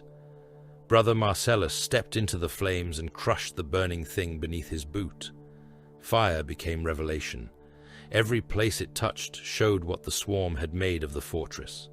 Not a captured structure, not a battlefield, a digestion organ. Ammunition hoists were lined with pulsing sacks. Coolant tunnels ran with thickened fluid that was no longer water. Generator walls sprouted chitin nodules like teeth. The southern fortress was still firing its guns, still obeying command, still wearing the shape of imperial architecture, but beneath the surface, the Tyrannids were teaching it to become a stomach. The machines began to fail in chorus. The first defense laser coolant feed ruptured with a shriek of pressure loss that shook 3 levels. Acidic vapor flooded reactor shrine Secundus, killing the first engine seer before his warning litany reached its second phrase. Tech priests moved into the vapor anyway, red robes dissolving at the hem, bronze masks pitting, servo arms raised in supplication and repair. One priest continued chanting Binharic correction, while a Tyrannid feeder organism chewed through his spine. His servo arm tore the creature apart, even as his body collapsed. Another locked a manual valve with both hands before acid stripped the flesh from his fingers, leaving white bone fused to the wheel. Warning bells rang across the lower levels, not alarms. Screams translated into metal. The fortress machine spirits cried out through sirens, pressure hammers, static bursts, loom and flicker, and the grinding prayers of overtaxed cogitators. The Vox channels filled with fragments from distant command attempts. Southern Fortress report. Southern Fortress confirms survival. Southern Fortress, signal integrity failing. Southern Fortress. The calls faded, returned, faded again. Thane heard them while leading the remnants of his regiment toward the lower Penetorium approach. The corridor ahead descended in a long slope, flanked by ammunition vault doors and devotional carvings. The carvings were half hidden beneath slime. The faces of saints and ultramarine heroes wept condensation. Beneath the floor, something vast scraped stone. His men formed ranks. There were fewer than he wanted, fewer than he needed, fewer than the order deserved. A company reduced to a hard knot of survivors, men with frostbitten faces, bandaged heads, empty eyes, and bayonets fixed to lasguns they held too tightly. One trooper mouthed the same prayer over and over without sound. Another had stuffed purity parchment into a wound in his neck. A third was laughing softly, steadily, with no humor in it at all. Thane stood before them. He tried to speak like an officer of Ultramar. His voice came out human. "You will hold this passage." No one answered. They already knew. A vox bead crackled inside his ear. Through distortion, a voice like stone and iron reached him. "Colonel Thane." Thane straightened. "First Captain." The voice of Saul Invictus carried through the dying fortress network from the north, or perhaps from a relay between the poles, or perhaps from some machine spirit too stubborn to accept silence. It did not matter. To Thane, it sounded like Macragge itself had spoken. The lower Penetorium approach must remain blocked. No organism is to pass into the inner ascent shafts. Thane looked down the corridor. The mist thickened. Shapes moved within it. Claws clicked against stone. "How long, my lord?" The answer came without pause. "Until your bones obstruct the passage." Thane closed his eyes for one breath. When he opened them, the fear was still there. It had not gone. It would never go. But duty stood beside it now, and duty had a rifle. "Then the passage will be narrow, my lord." The vox crackled once. "Courage and honor, Colonel." The connection died. The Tyrannids came from the mist. Thane's men fired in ranks. Las beams cut red lines through the vapor. Gaunts fell, smoking, their bodies tumbling down the slope. More came over them. A warrior organism strode through the first volley, chest burning, and took a crack grenade to the face. Its head burst across the ceiling. The trooper who threw the grenade screamed in triumph until a feeder beast leapt onto him and opened his throat. He drowned, standing up. "Hold!" Thane shouted. They held. Bayonets met claws. Men died close enough for their blood to splash Thane's boots. He shot one gaunt through the eye, another through the throat, and a third until his last pistol overheated in his hand. He drew his saber because he had nothing else left and cut at shapes in the fog, knowing the blade was nearly useless and using it anyway. Behind them, Terminator armor moved into position at the upper passage. Brother Severian saw the auxiliary line bending. He did not order them aside. Their bodies were still serving the firing angle. "Flamers!" he voxed. Promethium roared over Thane's head, so close that heat blistered the back of his neck. The corridor became fire. Men and Tyrannids burned together where the line had collapsed. Thane fell to one knee, coughing, eyes streaming, saber still in hand.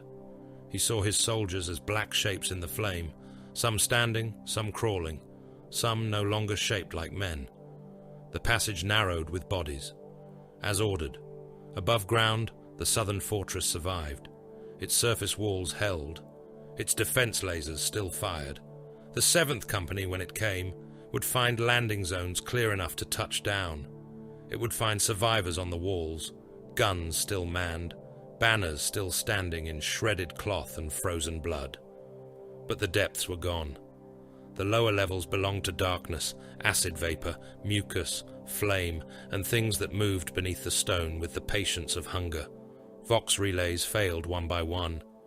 Pict feeds showed corridors bending under pressure from below. Auspex returns blurred into impossible readings. Some screens showed one colossal mass moving beneath the southern fortress.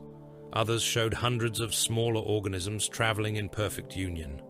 The same readings flickered through dying relays from the north. Adept historian, last functioning Auspex priest in the southern command vault, stared at the display with oil leaking from the corner of his mouth. "This is erroneous," he whispered. "The blessed machine cannot resolve the form." The fortress shook. Far below, something scraped across bedrock beneath both poles, or many somethings scraped together with one will. The Auspex could not decide whether it was one organism or an army. Calgar sent the 3rd and 7th companies into the storm before the fleet had finished bleeding. The order went out from the wounded heart of the Octavius, while the battle barge ran hard through the broken dark, its engines roaring towards Circe with the rest of the pursuit force.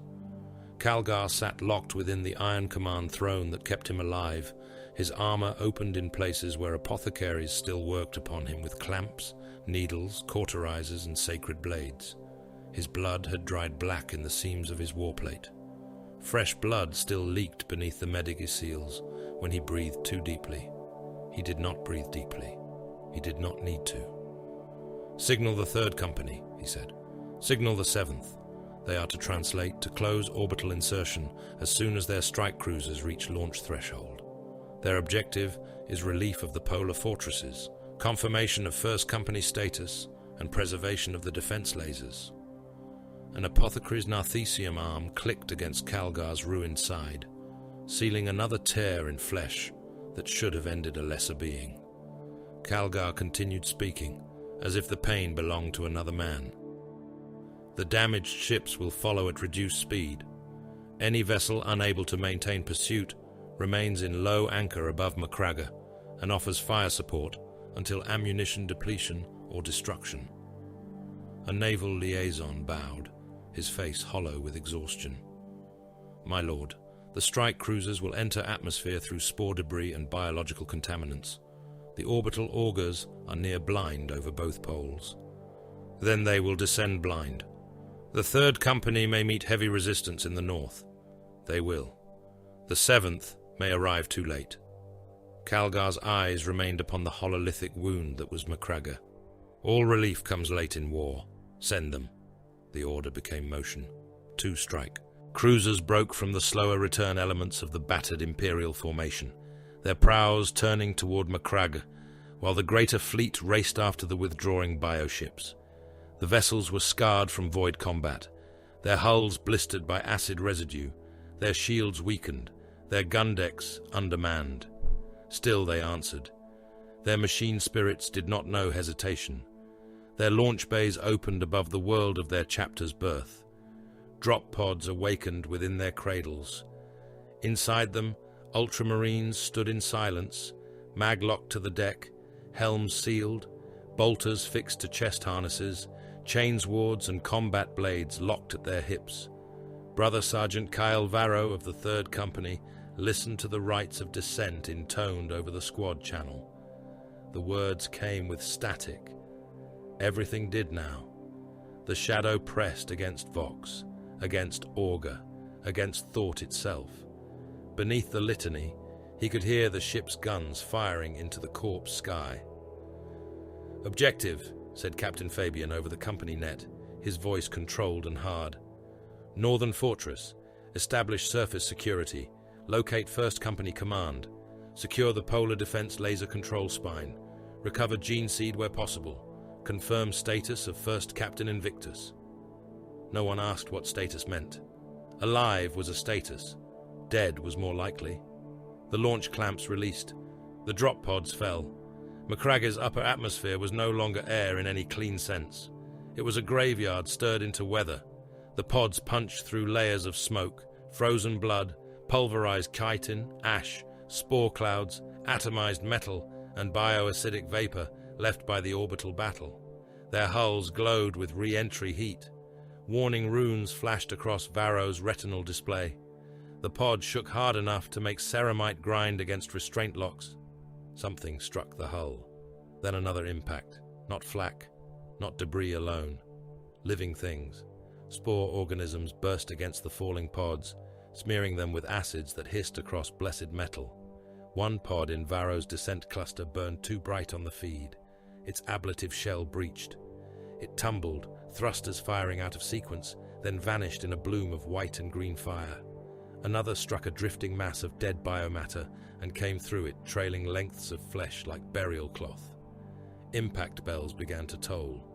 The sound was older than fear. Retro thrusters fired. The pod screamed through black cloud. The view feed showed the ground rising, not as terrain, but as corpse density. Ice fields hidden beneath alien bodies, bunkers split open, trenches filled, gun towers cracked, smoke rising from the northern fortress in black pillars. The defense lasers still fired, though one beam guttered as it rose, unstable, wounded, furious. Varro braced. Impact. The world became force. The drop pod struck into a drift of Tyrannid dead so deep that its petals jammed halfway open. The explosive bolts fired again.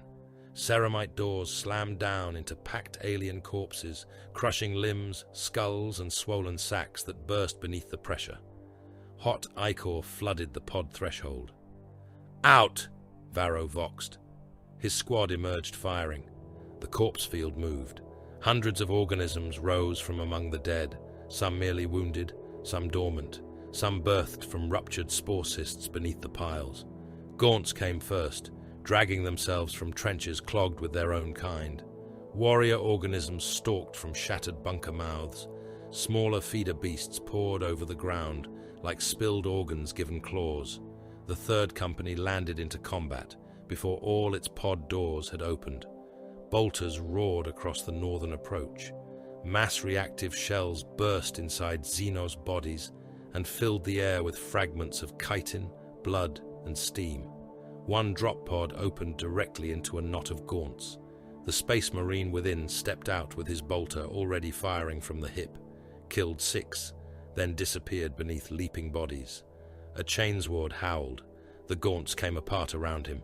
He emerged with one shoulder plate torn away and half his helm lens cracked. A Devastator squad deployed from a smoking crater beside a broken statue of Gilliman set their weapons and began killing with the patient rhythm of siege engines. Heavy bolters cut lanes through the organisms erupting from tunnel mouths. Missile launchers fired crack rounds into warrior broods, breaking synaptic crests and turning command beasts into headless. Convulsions. Plasma cannons burned blue-white holes through the densest press of Xenos, reducing them to splashing shadows and blackened bone. Still, they came. Northwest bunker line active, Varro voxed. Enemy emerging from subterranean access points. Request air support. Hold position, Fabian answered. Thunderhawks inbound. The Thunderhawks came like falling judgment. They tore through the murk above the fortress, engines snarling, hulls scarred, guns already firing. Heavy bolters stitched the corpse fields with explosive death. Lascannons punched into larger beasts and cut them down in smoking halves. One gunship flew so low, its downdraft threw dead gaunts across the ice in tumbling heaps. Its missiles struck the mouth of a breached tunnel and collapsed it in a fountain of stone, alien bodies, and flame. The northern surface did not become safe. It became passable. At the southern fortress, the 7th Company found silence above ground. Their drop pods came down through the same poisoned sky, but landed upon walls still held by Imperial hands. No gaunt wave met them. No warrior brood charged the landing zone. No Carnifex battered the gates. The surface approaches were littered with Xenos dead and frozen human corpses, but the main bastions still stood. The defense lasers still fired. The fortress banners hung in shreds, stiff with ice and dried alien fluids. The survivors met the 7th Company at the inner wall. They did not cheer. They stared. Men of the Ultramar Auxilia stood in ranks that were almost ranks, their uniforms torn, armor cracked, faces frostbitten and hollow.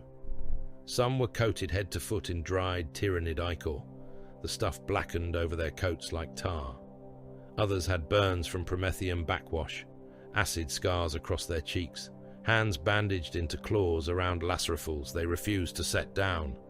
Their officers saluted when the Ultramarines approached, but several could not lower their hands afterward until Medicae serfs helped them. A 7th Company sergeant removed his helm and looked across the wall toward the lower fortress entrances. "Where is your colonel?" An auxiliary lieutenant, with one eye and a blood-stiff beard, answered after a long delay. "Below, my lord." "Alive?" The man tried to speak. His mouth worked. No sound came. That was answer enough. The 7th Company linked with the surface defenders, secured the landing zones, and began preparations to descend. They had arrived unopposed, but no warrior present mistook that for mercy. The enemy had not abandoned the southern fortress. It had gone where the walls were weakest, and where men had to fight by lumen beam and instinct. The survivors above had lived because others had gone beneath and turned passages narrow with their bones. In the north, Captain Fabian refused haste. He stood before the primary breach of the northern fortress, while the 3rd Company secured the surrounding ruins. His armor was marked by atmospheric burn and fresh Xeno's blood. He watched the breach through his helm displays, reading heat blooms, air movement, residue traces, and corrupted Auspex returns. The entrance descended into a wound of darkness, where the fortress had been opened from within and without. Mucus hung from the ceiling in strings. The air rising from below was hot. Macragge's polar cold had no authority down there. Brother Sergeant Varro came to his side. "Surface perimeter is established, Lord Captain. Resistance scattered but persistent. Enemy numbers below unknown." "Everything below is unknown," Fabian said. "The 1st Company may require immediate aid. If they live, they have lived this long by discipline. If they are dead, haste will not resurrect them. We do not feed the tunnels piecemeal." Varro accepted the rebuke without resentment. "Dreadnought support?" "Inbound." The 3 dreadnoughts arrived by Thunderhawk under covering fire. Their names were spoken before their sarcophagi touched the ice. Ancient Gallatin, who had walked beneath the banners of the chapter in wars older than most imperial bloodlines. Ancient Scipio, whose sarcophagus bore kill marks from greenskin empires, traitor uprisings, and Xeno's breeds now extinct. Ancient Marcellon, whose voice carried through his vox grill like a tomb remembering how to hate. They strode from the gunship as walking reliquaries of wrath. Assault cannons spun up with metallic growls. Heavy flamers hissed. Power fists opened and closed with the slow patience of execution tools. Their sarcophagi were painted in cobalt and bone, draped in honor chains, and inscribed with names of battles that had outlived their worlds. Fabian bowed his head to them. "Ancients, the lower fortress is compromised. 1st Company status unknown. Tyrannid infiltration confirmed. Lictor presence likely. We advance by fire and Auspex." Ancient Gallatin's voice emerged in static and iron. "Then let the dark remember us." They entered the northern fortress. The corridors beneath the outer bastions had become anatomy. Heat rolled from below in waves, carrying the stink of acid, blood, promethium, ruptured organs, and alien musk. Mucus dripped from ceilings where cables had been swallowed by living growth. Walls pulsed in places, beneath films of translucent tissue. The lumen strips that remained functional shone through slime, turning the passageways the color of old bruises. Tyrannid and Ultramarine dead lay together in heaps, but not as battlefields normally kept the fallen. Here, bodies had been dragged, stacked, stripped, sorted, half absorbed into growths that rooted through armor and flesh alike. The Space Marines advanced through darkness that retreated under their beams. Varro saw spent Stormbolter casings ankle-deep near the first junction. "First Company," he voxed. Fabian paused only long enough to register the pattern. "No panic," he said. There was none. The dead told the story. Firing positions had been chosen. Fallback points had been used.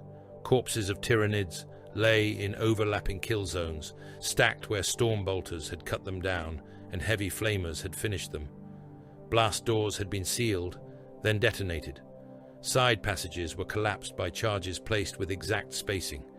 Even in retreat, the First Company had made the enemy walk through geometry. The first lictor struck from a ceiling of corpses. It took Brother Acastian before his helm could finish marking the heat anomaly. One moment, the Ultramarines stood in the second file, bolter raised, purity seals moving in the hot air. The next, a shape unfolded above him and drove talons through his gorget. The lictor dragged him upward with monstrous strength.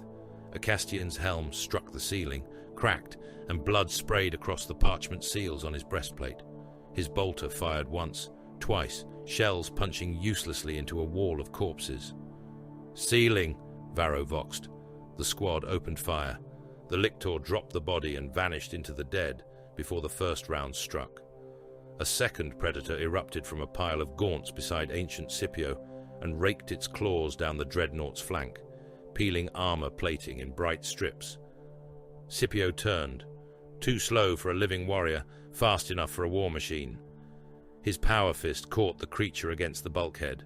The lictor tried to pull free. Scipio crushed it until it burst, its skull and torso flattening beneath adamantium pressure. Alien blood ran down the wall in black sheets. "Burn all concealment," Fabian ordered. Heavy flamers answered. Promethium filled the corridor. Fire crawled across the ceiling, down the walls, into corpse heaps, through mucus curtains, and along alien growths. Hidden things appeared only as they died. Feeder beasts ignited in clusters. Chameleoid hides failed under flame, revealing lictor outlines tucked among the dead. One leapt while burning and landed atop ancient Gallatin, claws punching into his sarcophagus casing. Gallatin roared through his vox. Not pain, fury. His assault cannon spun and fired into the far brood at point-blank range, shredding gaunts and warriors in a storm of explosive shells, while the lictor tore at his front plate. Varro and two brothers fired into the creature's back, blasting off limbs. It kept digging. One talon pierced through the dreadnought's sarcophagus seal. Ancient blood and amniotic fluid spilled down Gallatin's armor. "Ancient," Fabian voxed. "Withdraw." "Denied," Gallatin replied. His heavy flamer swept across his own chest. The lictor burned where it clung, shrieking, spasming, fused to the front of the dreadnought. Gallatin's power fist closed around the charred remains and tore them away in pieces. Fluid continued leaking from the breach. Warning runes flashed across his chassis. He walked on. The dreadnoughts cleared the way. Scipio's assault cannon reduced brood clusters to mist and fragments. Marcellon's heavy flamer boiled alien tissue from walls until the rockcrete beneath reappeared, blackened but imperial. Gallatin, wounded and leaking, crushed organisms beneath his feet and smashed lictors against bulkheads with the stubborn rage of a dead hero denied rest. Behind them came the Third Company, firing, reloading, burning, stepping over corpses only after they had been purged. They found more signs of the First Company as they descended. Broken crux. Terminatus fragments lay among gaunt skulls. Torn banners clung to cracked walls, their edges burned, their honor script stained with ichor. A power fist lay severed at the wrist, still locked around the crushed head of a warrior organism. Spent Stormbolter casings formed brass drifts in front of each sealed door. Dead Tyrannids lay stacked impossibly deep where the veterans had chosen to stand, kill, withdraw, and kill again. There was no confusion in the evidence. No rout, no collapse, only disciplined retreat into deeper darkness. At the lower penetorium approach, the third company halted. The doors ahead were sealed from the inside.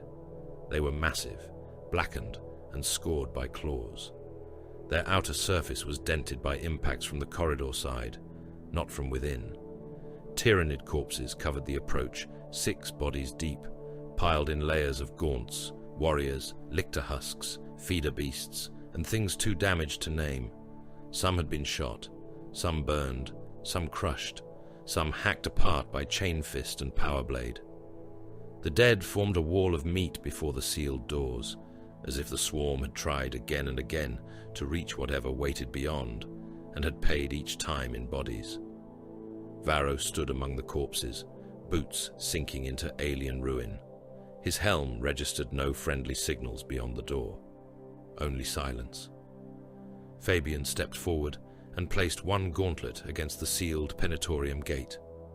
"First company," he said over the vox, on every loyal frequency still capable of speech. "This is Captain Fabian of the Third. Respond." The fortress answered with dripping slime, distant metal groans, and the low scrape of something moving far below the floor. The doors remained closed. Circe glittered like a jewel set in a ring of knives. The world hung ahead of the Imperial pursuit fleet, cold and immense, girdled by bands of ice, stone and ancient debris that caught the light of its distant sun. Its rings shone pale against the dark, beautiful in the way all dead things were beautiful, from far enough away. Closer, they were a killing field, waiting to be named. Fragments of frozen rock tumbled through dust and metal wreckage. Shards of ruined ships spun among them. The void around the ringed world burned with engine trails, lance discharge, plasma venting, and the afterglow of dying vessels. Hive fleet Behemoth moved through that splendor like hunger, wearing the shape of moons. The bioships did not flee as men fled. They withdrew with dreadful purpose, vast organisms turning their armored flanks toward the pursuing Imperial ships, smaller void beasts swimming in their wake, living mines drifting in clouds between the rings. Some of the Hive vessels were wounded, their chitins split open from lance strikes, their internal fluids freezing in great glittering streams. Others showed no injury at all. They rolled through space with the obscene patience of predators that believed all resistance would end inside their mouths. The Octavius led what remained of Calgar's force into the outer ring shadow. Its prow was blackened by acid, its shields unstable, its gun crews depleted by exhaustion and boarding action. Inside its strategium, Marneus Calgar watched the enemy through hololithic fire, while apothecaries kept him alive by force. His armor had been locked around him again, but beneath the ceramite, his body was held together by clamps, synthetic clotting agents, pressure seals, and the stubborn refusal of a transhuman heart to surrender. Every breath he took carried blood. He tasted iron whenever he spoke. "Enemy fleet continuing along projected vector," said the command serf. "Bioship density remains beyond favorable engagement threshold." Calgar's eyes did not leave the display. "Good." The serf hesitated. "My lord, they believe they have drawn us away." The words carried no pride. Pride had died over Prandium and been buried beneath Cold Steel Ridge. What remained in Calgar was colder. He had left Macrage's polar fortresses beneath a rain of spores. He had left Saul Invictus and the first company to hold while alien bodies stacked against the walls. He had allowed the hive mind to think it had forced him into a choice between fleet and fortress. It had. He had chosen the fleet, not because the fortresses did not matter, because they mattered enough to bleed. Because if Behemoth's ships survived, the polar guns would fall anyway, and Macragge after them, and Ultramar after Macragge, and then world after world, until the Imperium learned the name of its devourer too late. This was Ultramarine cruelty at its purest. Not hate, not frenzy, not the theatrical brutality of lesser tyrants. It was the willingness to assign death where death bought victory. It was the courage to spend heroes and call the expenditure necessary. The fortresses would suffer. The first company would suffer. Macragge would scream beneath the spores. But the fleet had to die. "Hold pursuit line," Calgar said. "Do not overextend into the ring debris. Force them to commit." A naval officer turned from a Vox shrine, one hand pressed to his earbead. His face changed before he spoke. "Translation signatures?" Calgar looked at him. "Bearing? Outer system, high plane. Multiple signatures, Imperial codes, Navy mass." Across the hololith, new runes appeared beyond the far edge of Circe's rings. One by one, then by dozens, then in a storm of blue and gold. Battle Fleet Tempestus had arrived from Bacca. They tore from the immaterium in battle order, void shields flaring, gun decks alive, prows turned toward the Tyrannid mass. Battleships, cruisers, escorts, and destroyer squadrons translated into real space like the answer to a prayer written in plasma and iron. Their arrival sealed Behemoth between two Imperial forces, Calgar's battered fleet behind, Tempestus ahead, Circe's rings and debris choking the lines of maneuver. The trap closed. It did not close upon a lesser prey. The Tyrannids still outnumbered them. The largest Hive ships altered course with hideous coordination. Lesser organisms surged outward in screens. Mine clouds thickened. Void fiends slipped between debris fields. Spore cysts opened along living hulls, birthing boarding pods even before the fleets reached killing range. The Hive mind did not panic. It measured the new threat, tasted the pressure of encirclement, and prepared to spend itself until the circle broke. Among Battle Fleet Tempestus came the Dominus Astra. The Emperor-class battleship entered the battle like a cathedral with engines. It was vast beyond the understanding of any man who had not served in the void, its armored spine stretching for miles, its towers rising like hive spires, its flanks lined with gun decks and launch bays and shrine chambers lit by plasma glow. Bells tolled within it as it translated from the warp. Priests walked its processional corridors with censers swinging.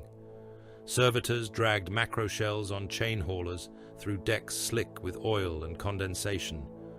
Void crews stood at their stations beneath stained glass saints and brass aquillas. Armsmen checked shot cannons and boarding pikes in the red light of battle alerts.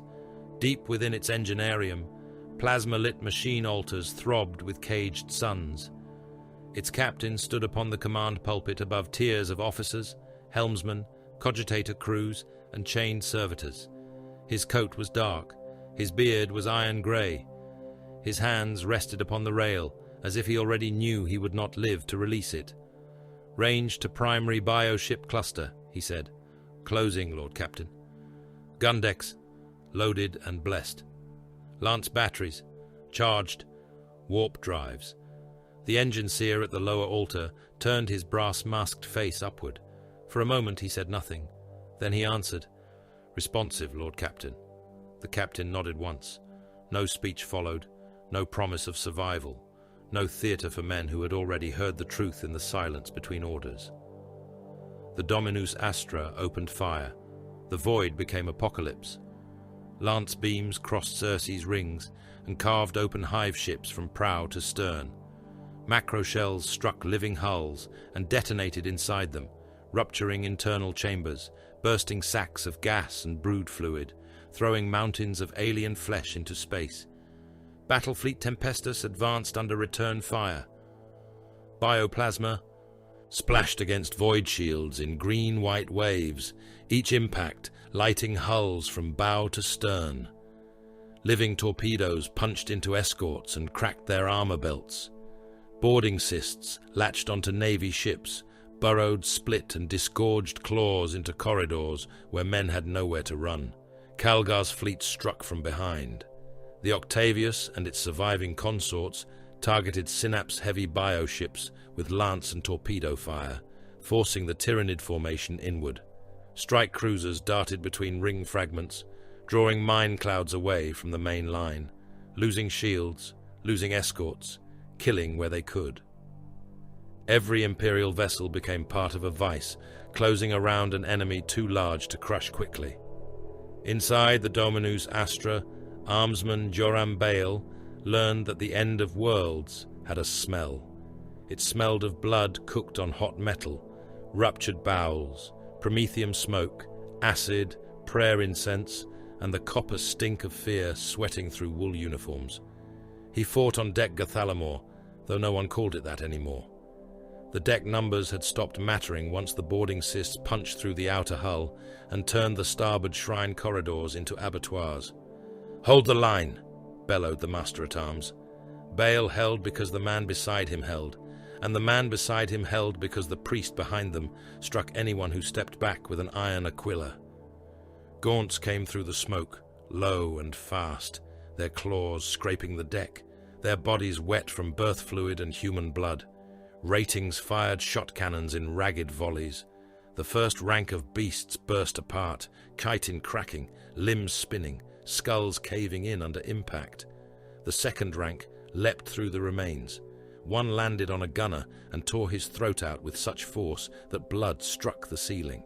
Another took 3 shells and still reached the line, driving a talon through Bale's flak plate and into the meat above his hip. He screamed and fired into its face. The gaunt's head vanished. Its body collapsed on him, twitching. Bale kicked it off and nearly slipped on the intestines of the man who had been standing to his left. "Back to the guns!" the priest roared.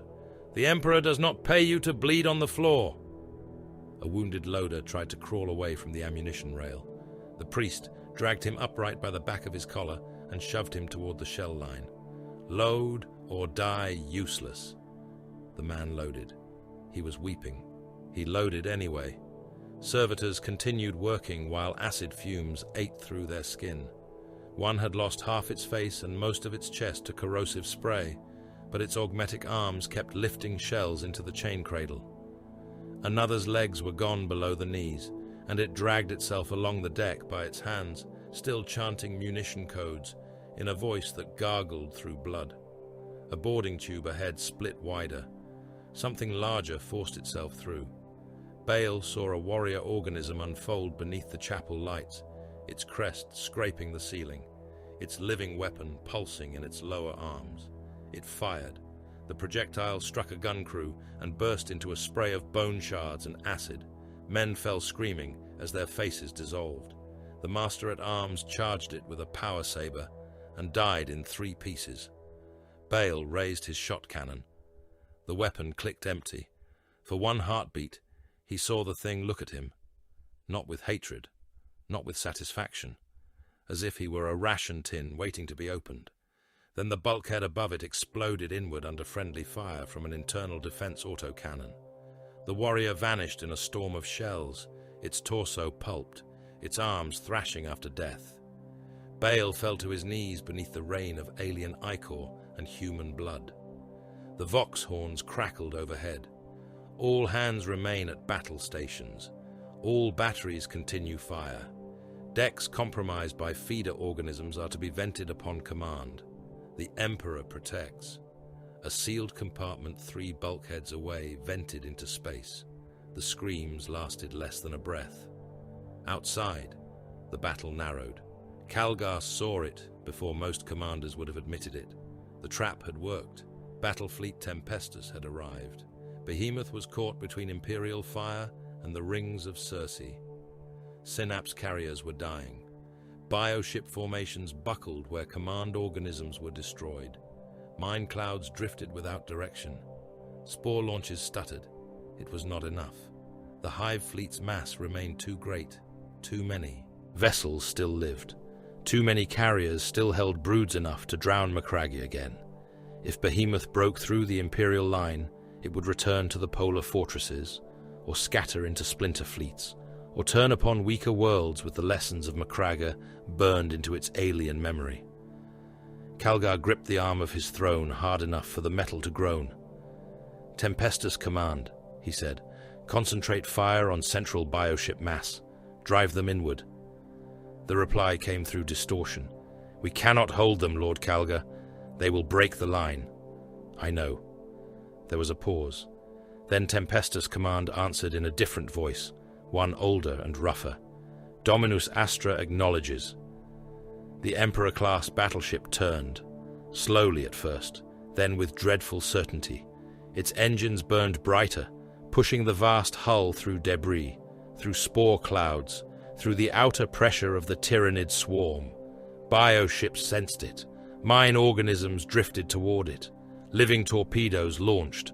Smaller Hive vessels altered course to intercept. The Dominus Astra did not turn aside. Inside, the shipwide Vox spoke with the captain's voice. "All batteries continue fire. All crews remain at station. Engineerium, begin final overload sequence. Navigator, seal the sanctum. Priests, speak the litanies of passage. Armsmen, contain borders until containment ceases to matter." No one cheered. The gun decks fired. Macro cannons thundered so hard that Bale thought the ship was already breaking apart. He had been dragged back to a secondary barricade, his wounds sealed with a field clamp and prayer wax. Around him, ratings recited the litany of true aim between sobs, curses, and shouted ammunition counts. The priest stood in the middle of the corridor, with blood running down his face, beating time against the deck with his aquila staff. "The Emperor knows your names," the priest lied.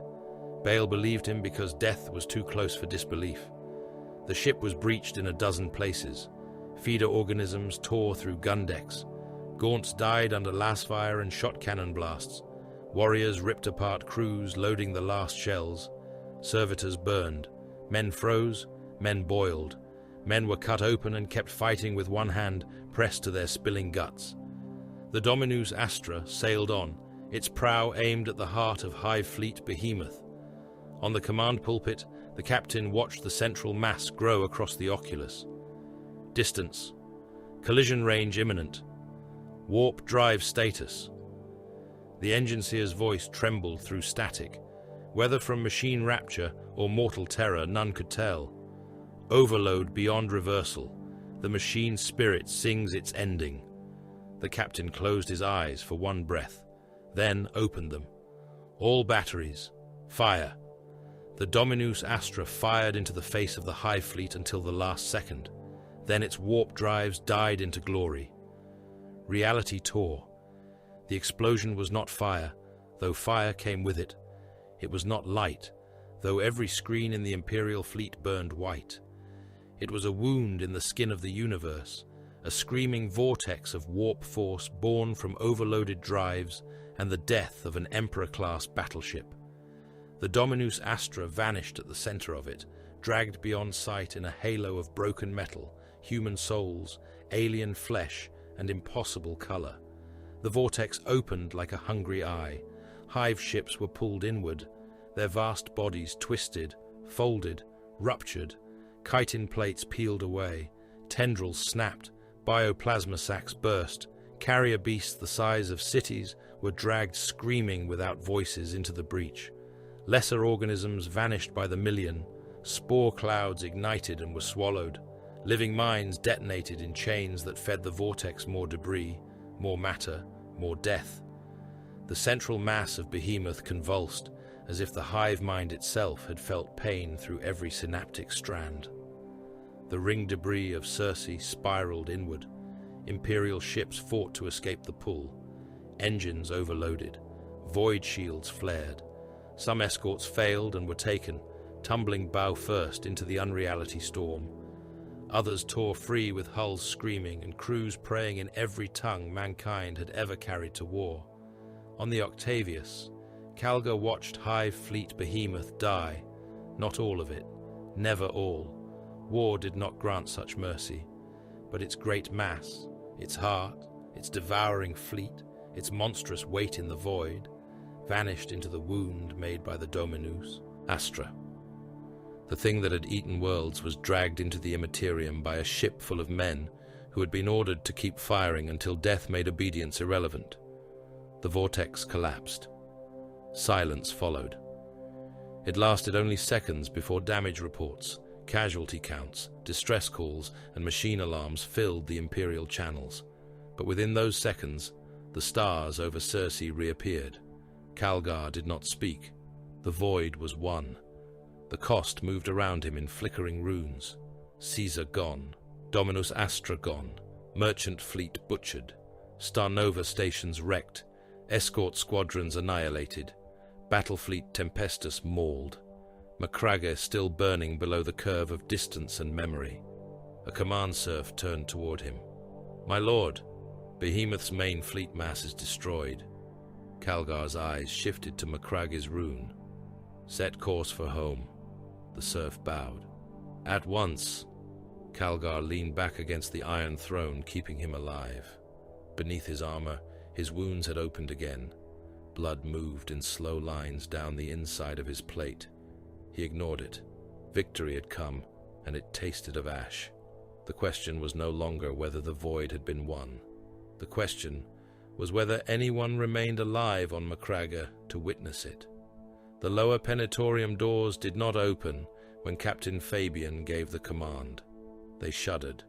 That was all. The black adamantium slabs had been sealed from within by rites older than most fortress memories, then welded by heat, claw strike, blood, and the pressure of things that had tried to force their way through from the corridor side. Tyrannid bodies lay before them in layers so deep that the Third Company had to carve a path through the dead before the siege cutters could be brought forward. Gaunts formed the lowest strata, crushed flat by the weight of those that had come after.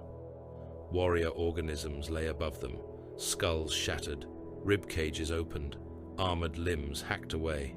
Lictor bodies hung from broken lumen brackets, burned black by promethium and pinned there by storm bolter fire. Larger things were wedged into the passage, reduced to ruin by power fists, chain fists, crack charges, and the disciplined hatred of warriors who had known they would not withdraw again.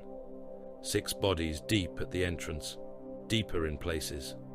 Brother Sergeant Cale Varro stood knee-deep in the carrion and understood that this was not a barricade made by chance. The swarm had spent itself here. It had hurled brood after brood into this approach because something beyond the doors had mattered enough to demand extinction. The First Company had answered with ammunition, steel, fire, and their own bodies. There was no panic in the dead. Even the direction of the corpses told the story. The Tyrannids had come forward. The Ultramarines had fallen back by design. Every angle had been chosen. Every meter had been priced. The doors themselves were a scripture of violence. Claw marks crossed the devotional inscriptions carved into the black metal. Some gouges were shallow, others deep enough to expose inner layers of armor. The words, courage and honor, had been scored through by talons, then painted again in blood by some hand that had later been severed at the wrist and left beneath a mound of spent casings. Power armor fragments were embedded in the walls where impacts had driven ceramite into rockcrete. A cracked helm lens stared from a knot of alien sinew, still faintly reflecting lumen light. Broken crux, terminatus fragments lay among brass shells and black ichor, each shard more precious than the lives of mortal kings. Ancient Gallatin stepped forward, his wounded sarcophagus leaking a slow trail of amniotic fluid and old blood. The dreadnought's chassis hissed as damaged pressure seals fought to maintain function. His assault cannon hung silent now. Ammunition was low. His power fists still worked. "Permit me," the ancient said. Fabian inclined his helm. "Open it." Gallatin's fist closed around the central locking brace. Metal screamed. The doors resisted. Somewhere within their mechanisms, dead machine spirits protested the violation of their final seal. Gallatin pulled harder. Scipio and Marcellon joined him, both ancient war machines bracing against the corpse-choked floor. Chains were fixed. Melter cutters spat white fire along the fused seams. Tech Marines chanted Binharic apologies while burning through sanctified metal. The doors opened by handspan increments. The air that came out was thick enough to taste. Rot, propellant smoke, promethium residue, tyrannid ichor, ruptured organs, old blood, hot oil, burned parchment. The chemical stink of adrenal glands burst open in dying bodies. The air had been trapped with the dead, sealed inside with their last exhalations and the breathless silence that followed. No one spoke when the gap widened. Fabian entered first. Varro followed him with his bolter raised, though he knew there was nothing left inside that required such caution. Or perhaps that was a lie told by hope. Behind them came the dreadnoughts and the surviving brothers of the Third Company, stepping over the threshold as if entering a shrine. The lower penetorium was vast, a chamber of black stone and iron support columns sunk beneath the northern fortress. It had been built as a final refuge, a command vault, an execution ground for last stands. Now it was a tomb. The floor was invisible beneath bodies. Tyranids lay everywhere, not scattered, not thrown by blast alone. They formed rings of death around the chamber's center, piled in heaps where stormbolter fire had cut them down, burned in overlapping fans where heavy flamers had washed across the floor, split open where power weapons had carved through chitin and spine. Some had crawled forward after mortal wounds and died with claws outstretched. Some had been crushed into the deck by armored boots. Some were only fragments, jaws, talons, crests, hollowed skulls, twitching tails without bodies to command them. Among them lay the First Company. The veterans of Macrage's greatest brotherhood had died in a circle. They stood no longer, but their formation endured. Terminators lay back to back, shoulder to shoulder, as if the last command had remained in their bodies after life abandoned them. Some had fallen to their knees and died firing. Others had collapsed across their brothers, armor locked against armor, making a final wall of ceramite. Their storm bolters were empty. Every visible magazine was spent. Power fists were broken. Chain fists had teeth snapped from their blades. Cracked helms looked inward and outward at once, lenses shattered, faceplates torn, honor seals burned or drowned beneath alien blood. Honor was not clean. It was not polished marble beneath a clear sky. It was not banners held high, while trumpets called victory to cheering crowds. Here, Honor was a veteran with both legs severed, still propped against a dead Carnifex with his storm bolter aimed at the breach. Honor was a cracked breastplate filled with blood that had dried black around the edges. Honor was a power fist locked around the throat of a warrior organism, both killer and killed, fused together by rigor, damage, and the final refusal to let go. Honor was severed limbs, empty magazines, broken blades, shattered lenses, and corpses that had kept fighting until biology failed. At the center of the circle lay Saul Invictus.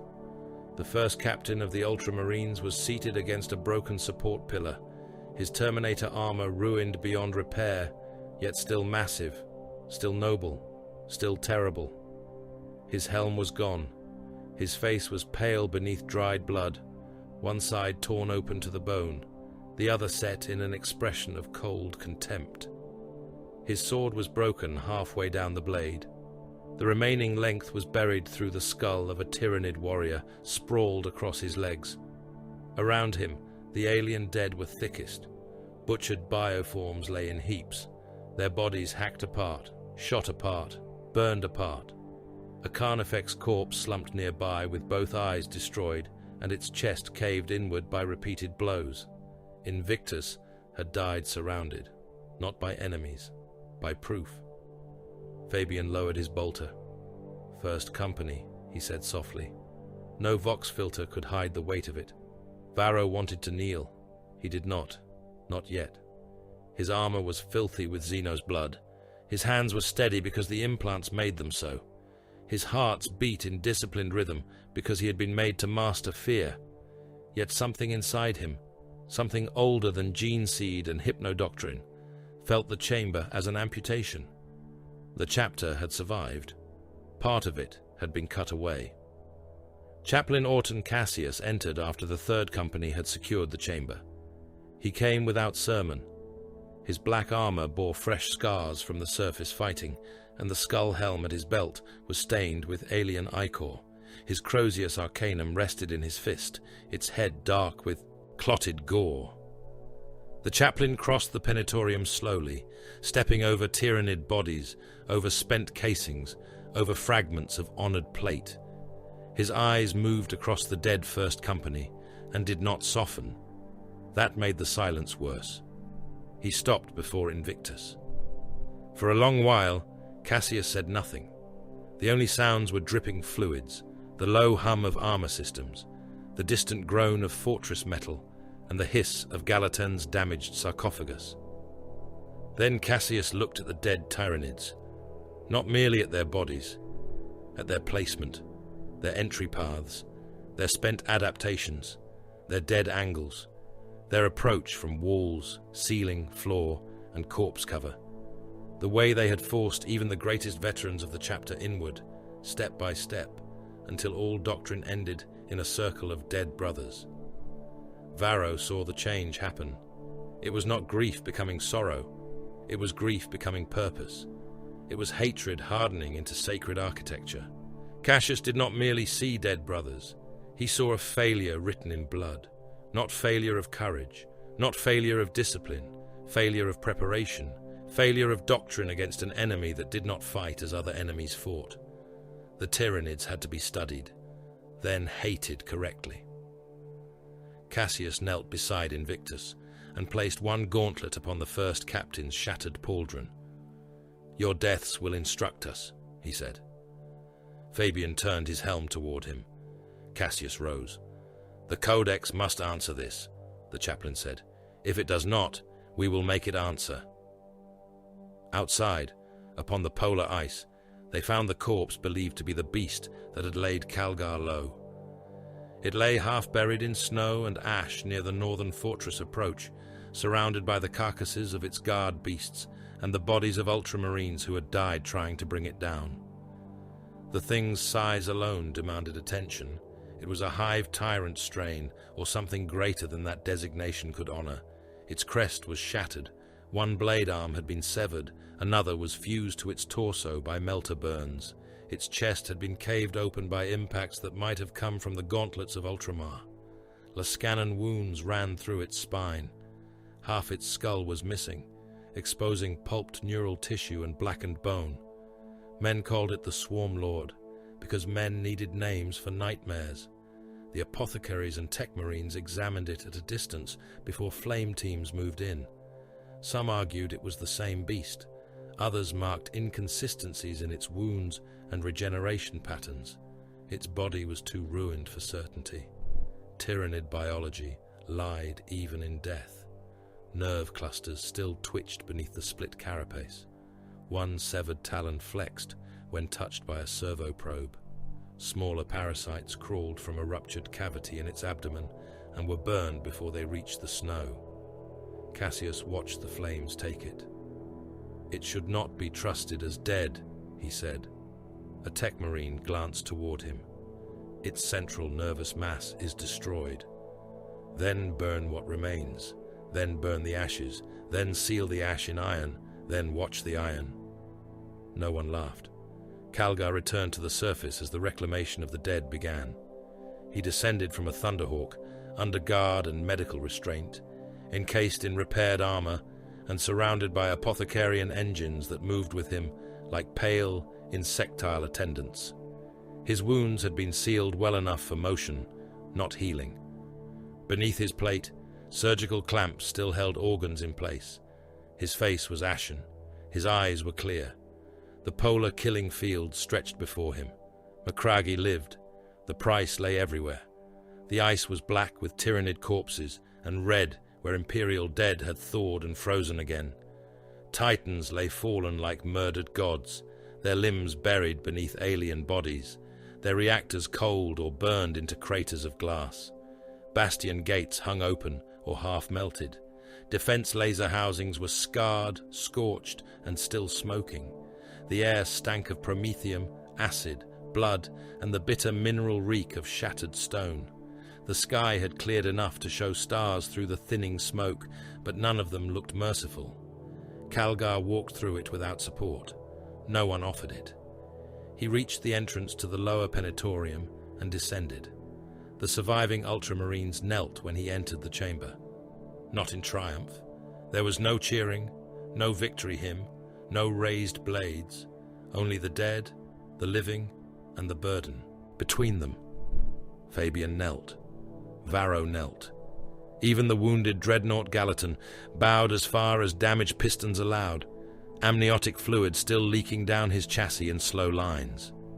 Calgar stood before the last circle of the first company. For the first time since Kripman had spoken beneath the portico, he looked truly older, not weaker, heavier. MacGregor lived because the first company had died. The fleet had died. The Dominus Astra had died. Prandium had died. Cold Steel Ridge had died by inches. He had chosen the shape of those deaths and called it victory because there had been no other word fit for survival. The chamber did not absolve him. It judged him by enduring. Chaplain Cassius began the listing of the dead, one name at a time. Each name struck the chamber harder than artillery. Servo skulls recorded. Scribes wept silently as they etched the roll upon the work was not clean. Some bodies came apart when moved. Some armor had fused to flesh. Some dead brothers had to be cut free from dead Tyranids locked around them.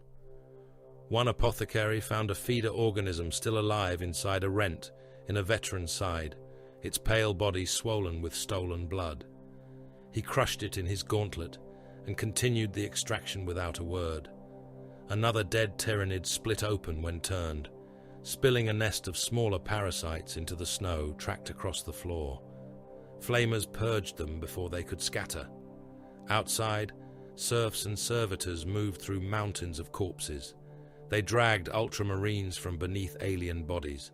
They marked dead auxilia by regiment where identification remained possible. They burned twitching Tyranid remnants by the heap.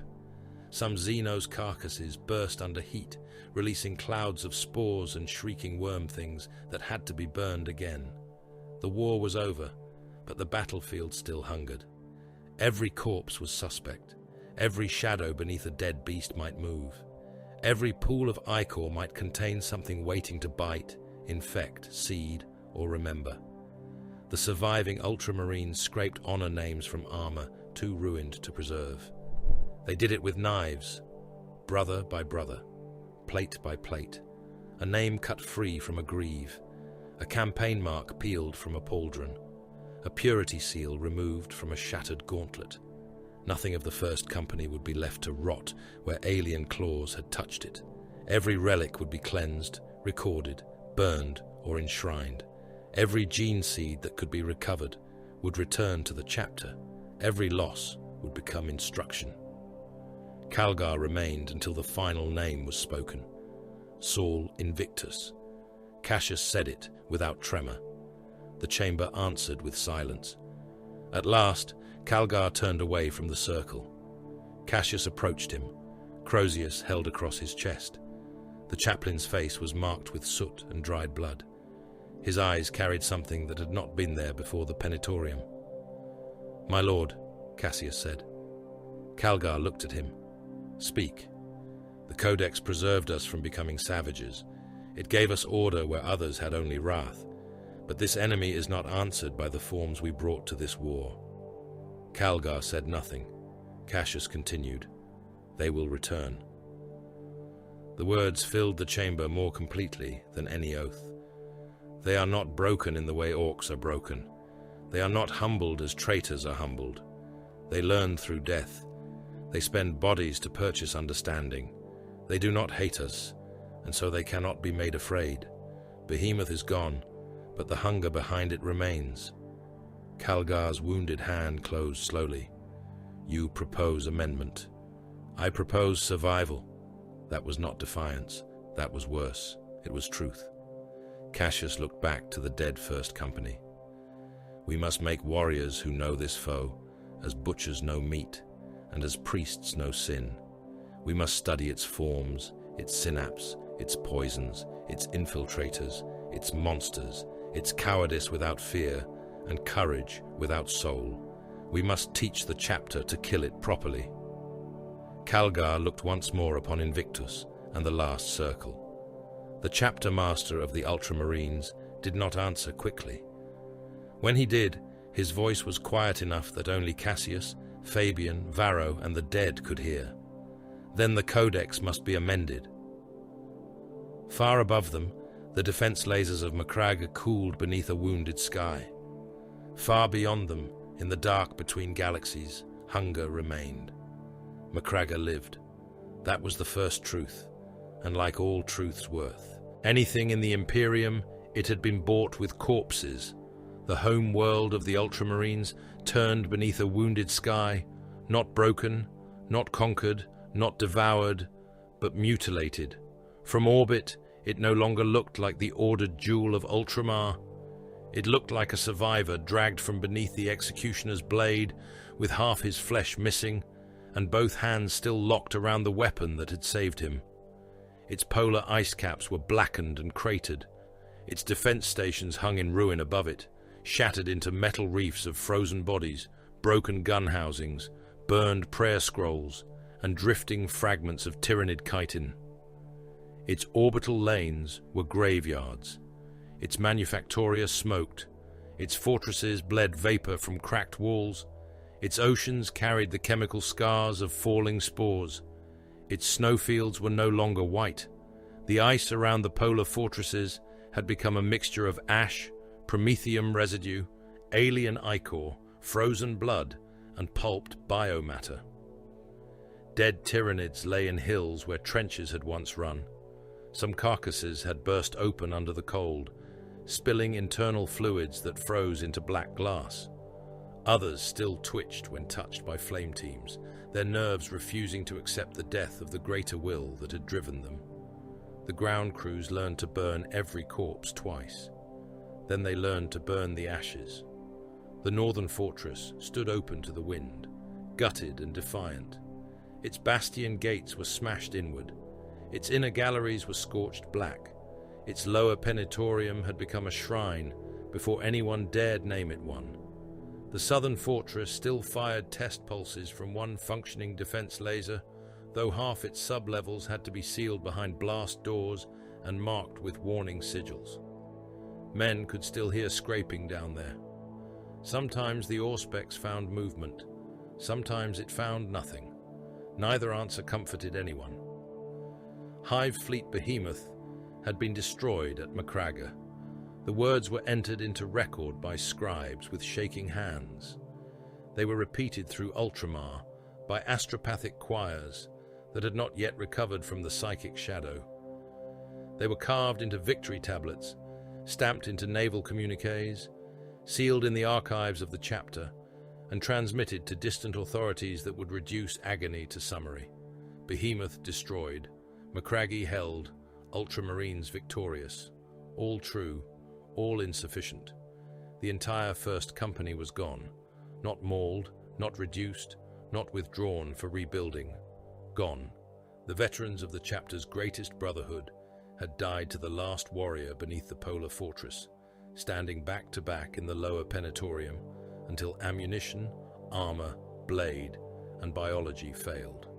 The Third Company had been cut open in the relief. The Seventh had descended into the southern dark and come back with fewer voices on its voxnet than it had carried down. The fleet had been mauled beyond pride. The Caesar was gone. The Dominus Astra had vanished into unreality with the heart of the Hive fleet. Merchantmen, escorts, defense monitors, gun platforms, serfs, voidsmen, armsmen, pilots, loaders, engine seers, priests, and nameless ratings had been spent like shells in a gun. Macragga lived because too much else did not. The Feast of Days came beneath morning bells. It had once been a time of remembrance and triumph, a ritual of Ultramar's endurance, a formal celebration of those who had served and fallen in the long story of the realm. This time, there was no triumph in the streets. The banners flew, but many were black-draped. Processions moved through Macragga's cities in disciplined silence. Citizens stood in ranks with uncovered heads, as the names of the dead were spoken from vox pylons, chapel towers, fortress walls, and the mouths of servo skulls drifting above the avenues. Every name became a weapon against forgetting. Saul Invictus. The first name struck like a cannon. Then came the roll of the first company, veteran after veteran, brother after brother, honor after honor. The lists crossed the hours and did not end. Children who did not understand the scale stood beside men who understood too much. Auxilia survivors wept without sound. Chapter serfs knelt until their knees bled. Priests spoke the names again at the shrines of the Emperor and Guilliman. In the fortress of Hera, each name was carved into stone, not because stone would last forever, but because mankind had nothing better with which to insult oblivion. Ultramarines did not allow grief to become weakness. They allowed it to become record. They allowed it to become drill. They allowed it to become hatred disciplined enough to survive. In the Apothecarian, gene seed caskets rested beneath cold lumen light. Each was sealed, marked, prayed over, and guarded by warriors who had not removed their helms since the penetorium doors were opened. Apothecaries moved among the dead and the living with the same grim precision. Ruined armor was stripped, cleansed, catalogued, and judged. Some relics could be repaired. Some could only be burned. Others were too damaged for service but too sacred for destruction, and so they were sealed in reliquaries with the names of those who had died inside them. Chaplain Orton Cassius petitioned Calgar on the third day of mourning. The chapter master stood in the Hall of Heroes, beneath the carved likeness of Robut Guilliman. He still wore armor, though Medici engines remained locked beneath portions of his plate. Wounds that would have killed lesser beings had been sealed, not healed. His movements were controlled by will more than recovery. The gauntlets of Ultramar rested upon a stone plinth before him, their surfaces cleaned of blood, but still scarred where the Swarmlord's blades had bitten. Cassius approached in black armor, Crozius in hand, skull helm beneath one arm. He had changed since the Penetorium. His face had not grown older in any simple way, but something had been burned out of him and replaced with iron. "My lord," Cassius said. Calgar did not turn at once. "You come to speak of the dead." "I come to speak of the living." "Then speak." Cassius stepped beside him and looked upon the names newly cut into the hall. "We cannot rebuild the first company as it was." Calgar's expression did not change. "We will rebuild what was lost." "No, my lord. We will replace the number. We will restore the company to strength. We will train veterans worthy of the honor. But what died beneath the fortress cannot be remade by recruitment and time alone." Silence settled between them.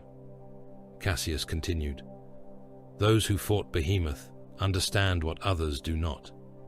They know the weight of the shadow in the warp. They know the sound of lictor claws in dead corridors. They know that Genestealers do not assault like men, that gaunts are ammunition, that warriors are conduits, that carnifexes are gates given flesh, that every corpse may become cover, poison, nest, lure, or lesson. They know the enemy spends death to purchase understanding." Calgar looked at him then. "You ask for specialists. I ask for warriors shaped by the war that nearly ended us. The Codex Astartes does not create brotherhoods from trauma. The Codex Astartes was written to preserve mankind through reasoned war. Reasoned war demands adaptation." That was dangerous language in the Hall of Guilliman. Not heresy, not disobedience. Worse in some ways. Interpretation. Cassius bowed his head, but did not retreat from the words. "The Tyrannids are not merely another Xenos breed. They are not orcs to be broken by decapitation strikes and attrition. They are not Eldari to be countered by patience and prediction. They are not traitors to be purged from fortresses and denied supply. They are appetite with strategy. We require doctrine that begins from that truth." Calgar looked back to the carved names. "The first company paid for this petition." "Yes, my lord. The third and seventh paid for it." "Yes. The fleet paid for it, Macragge paid for it, Prandium paid before all of us. Cassius said nothing. Calgar placed one hand upon the scarred surface of a gauntlet. For the first time in the history of this chapter, he said, we will amend the application of the Codex in this matter. Not defy, not discard, amend. The dead will not be honored by imitation of the errors that killed them. Cassius lowered himself to one knee. By your authority, my lord.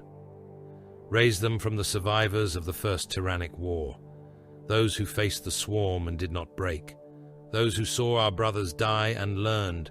They will bear the knowledge forward.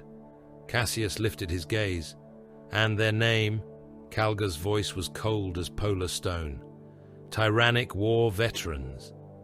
Thus the new brotherhood was born, not in triumph, not beneath golden light, not with clean armor and bright hymns.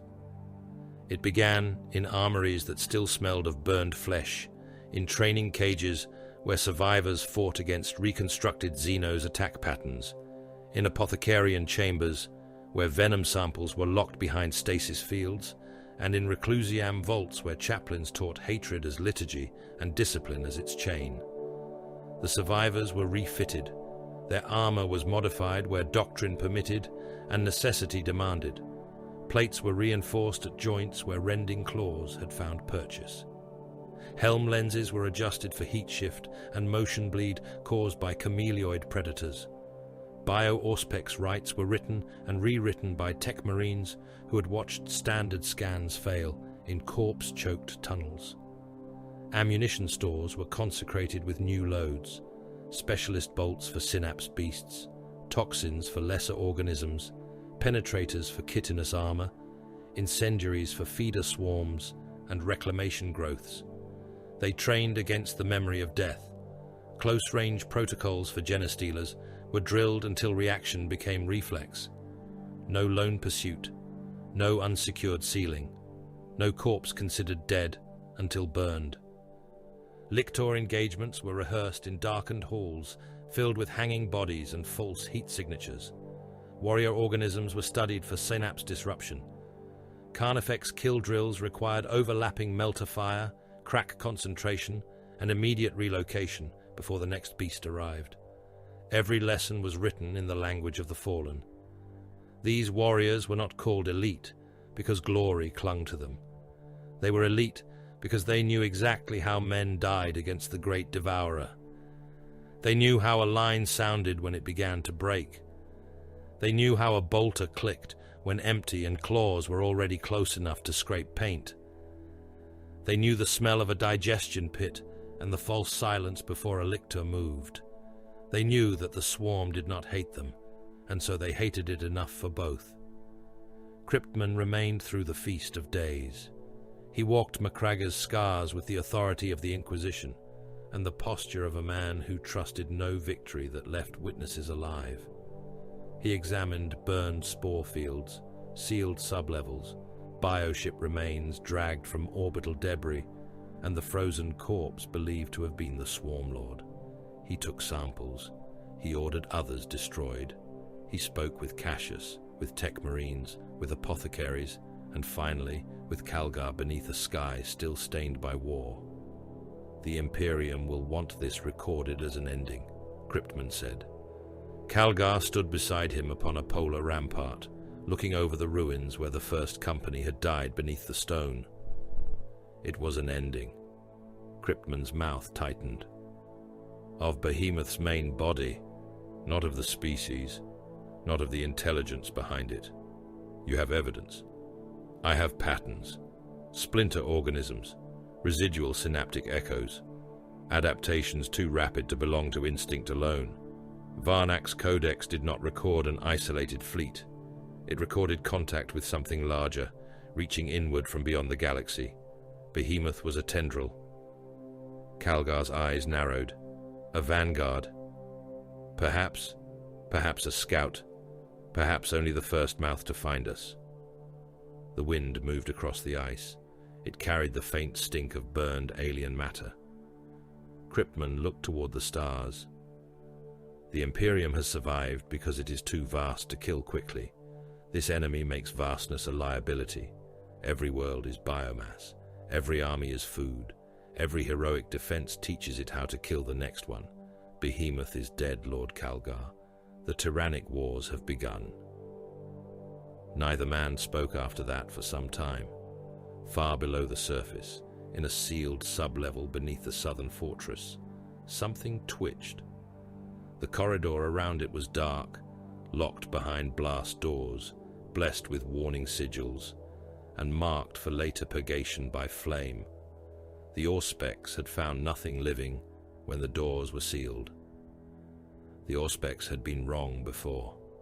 A claw lay beneath a mound of frozen slime and burned corpses. It flexed once, slowly, scraping against stone.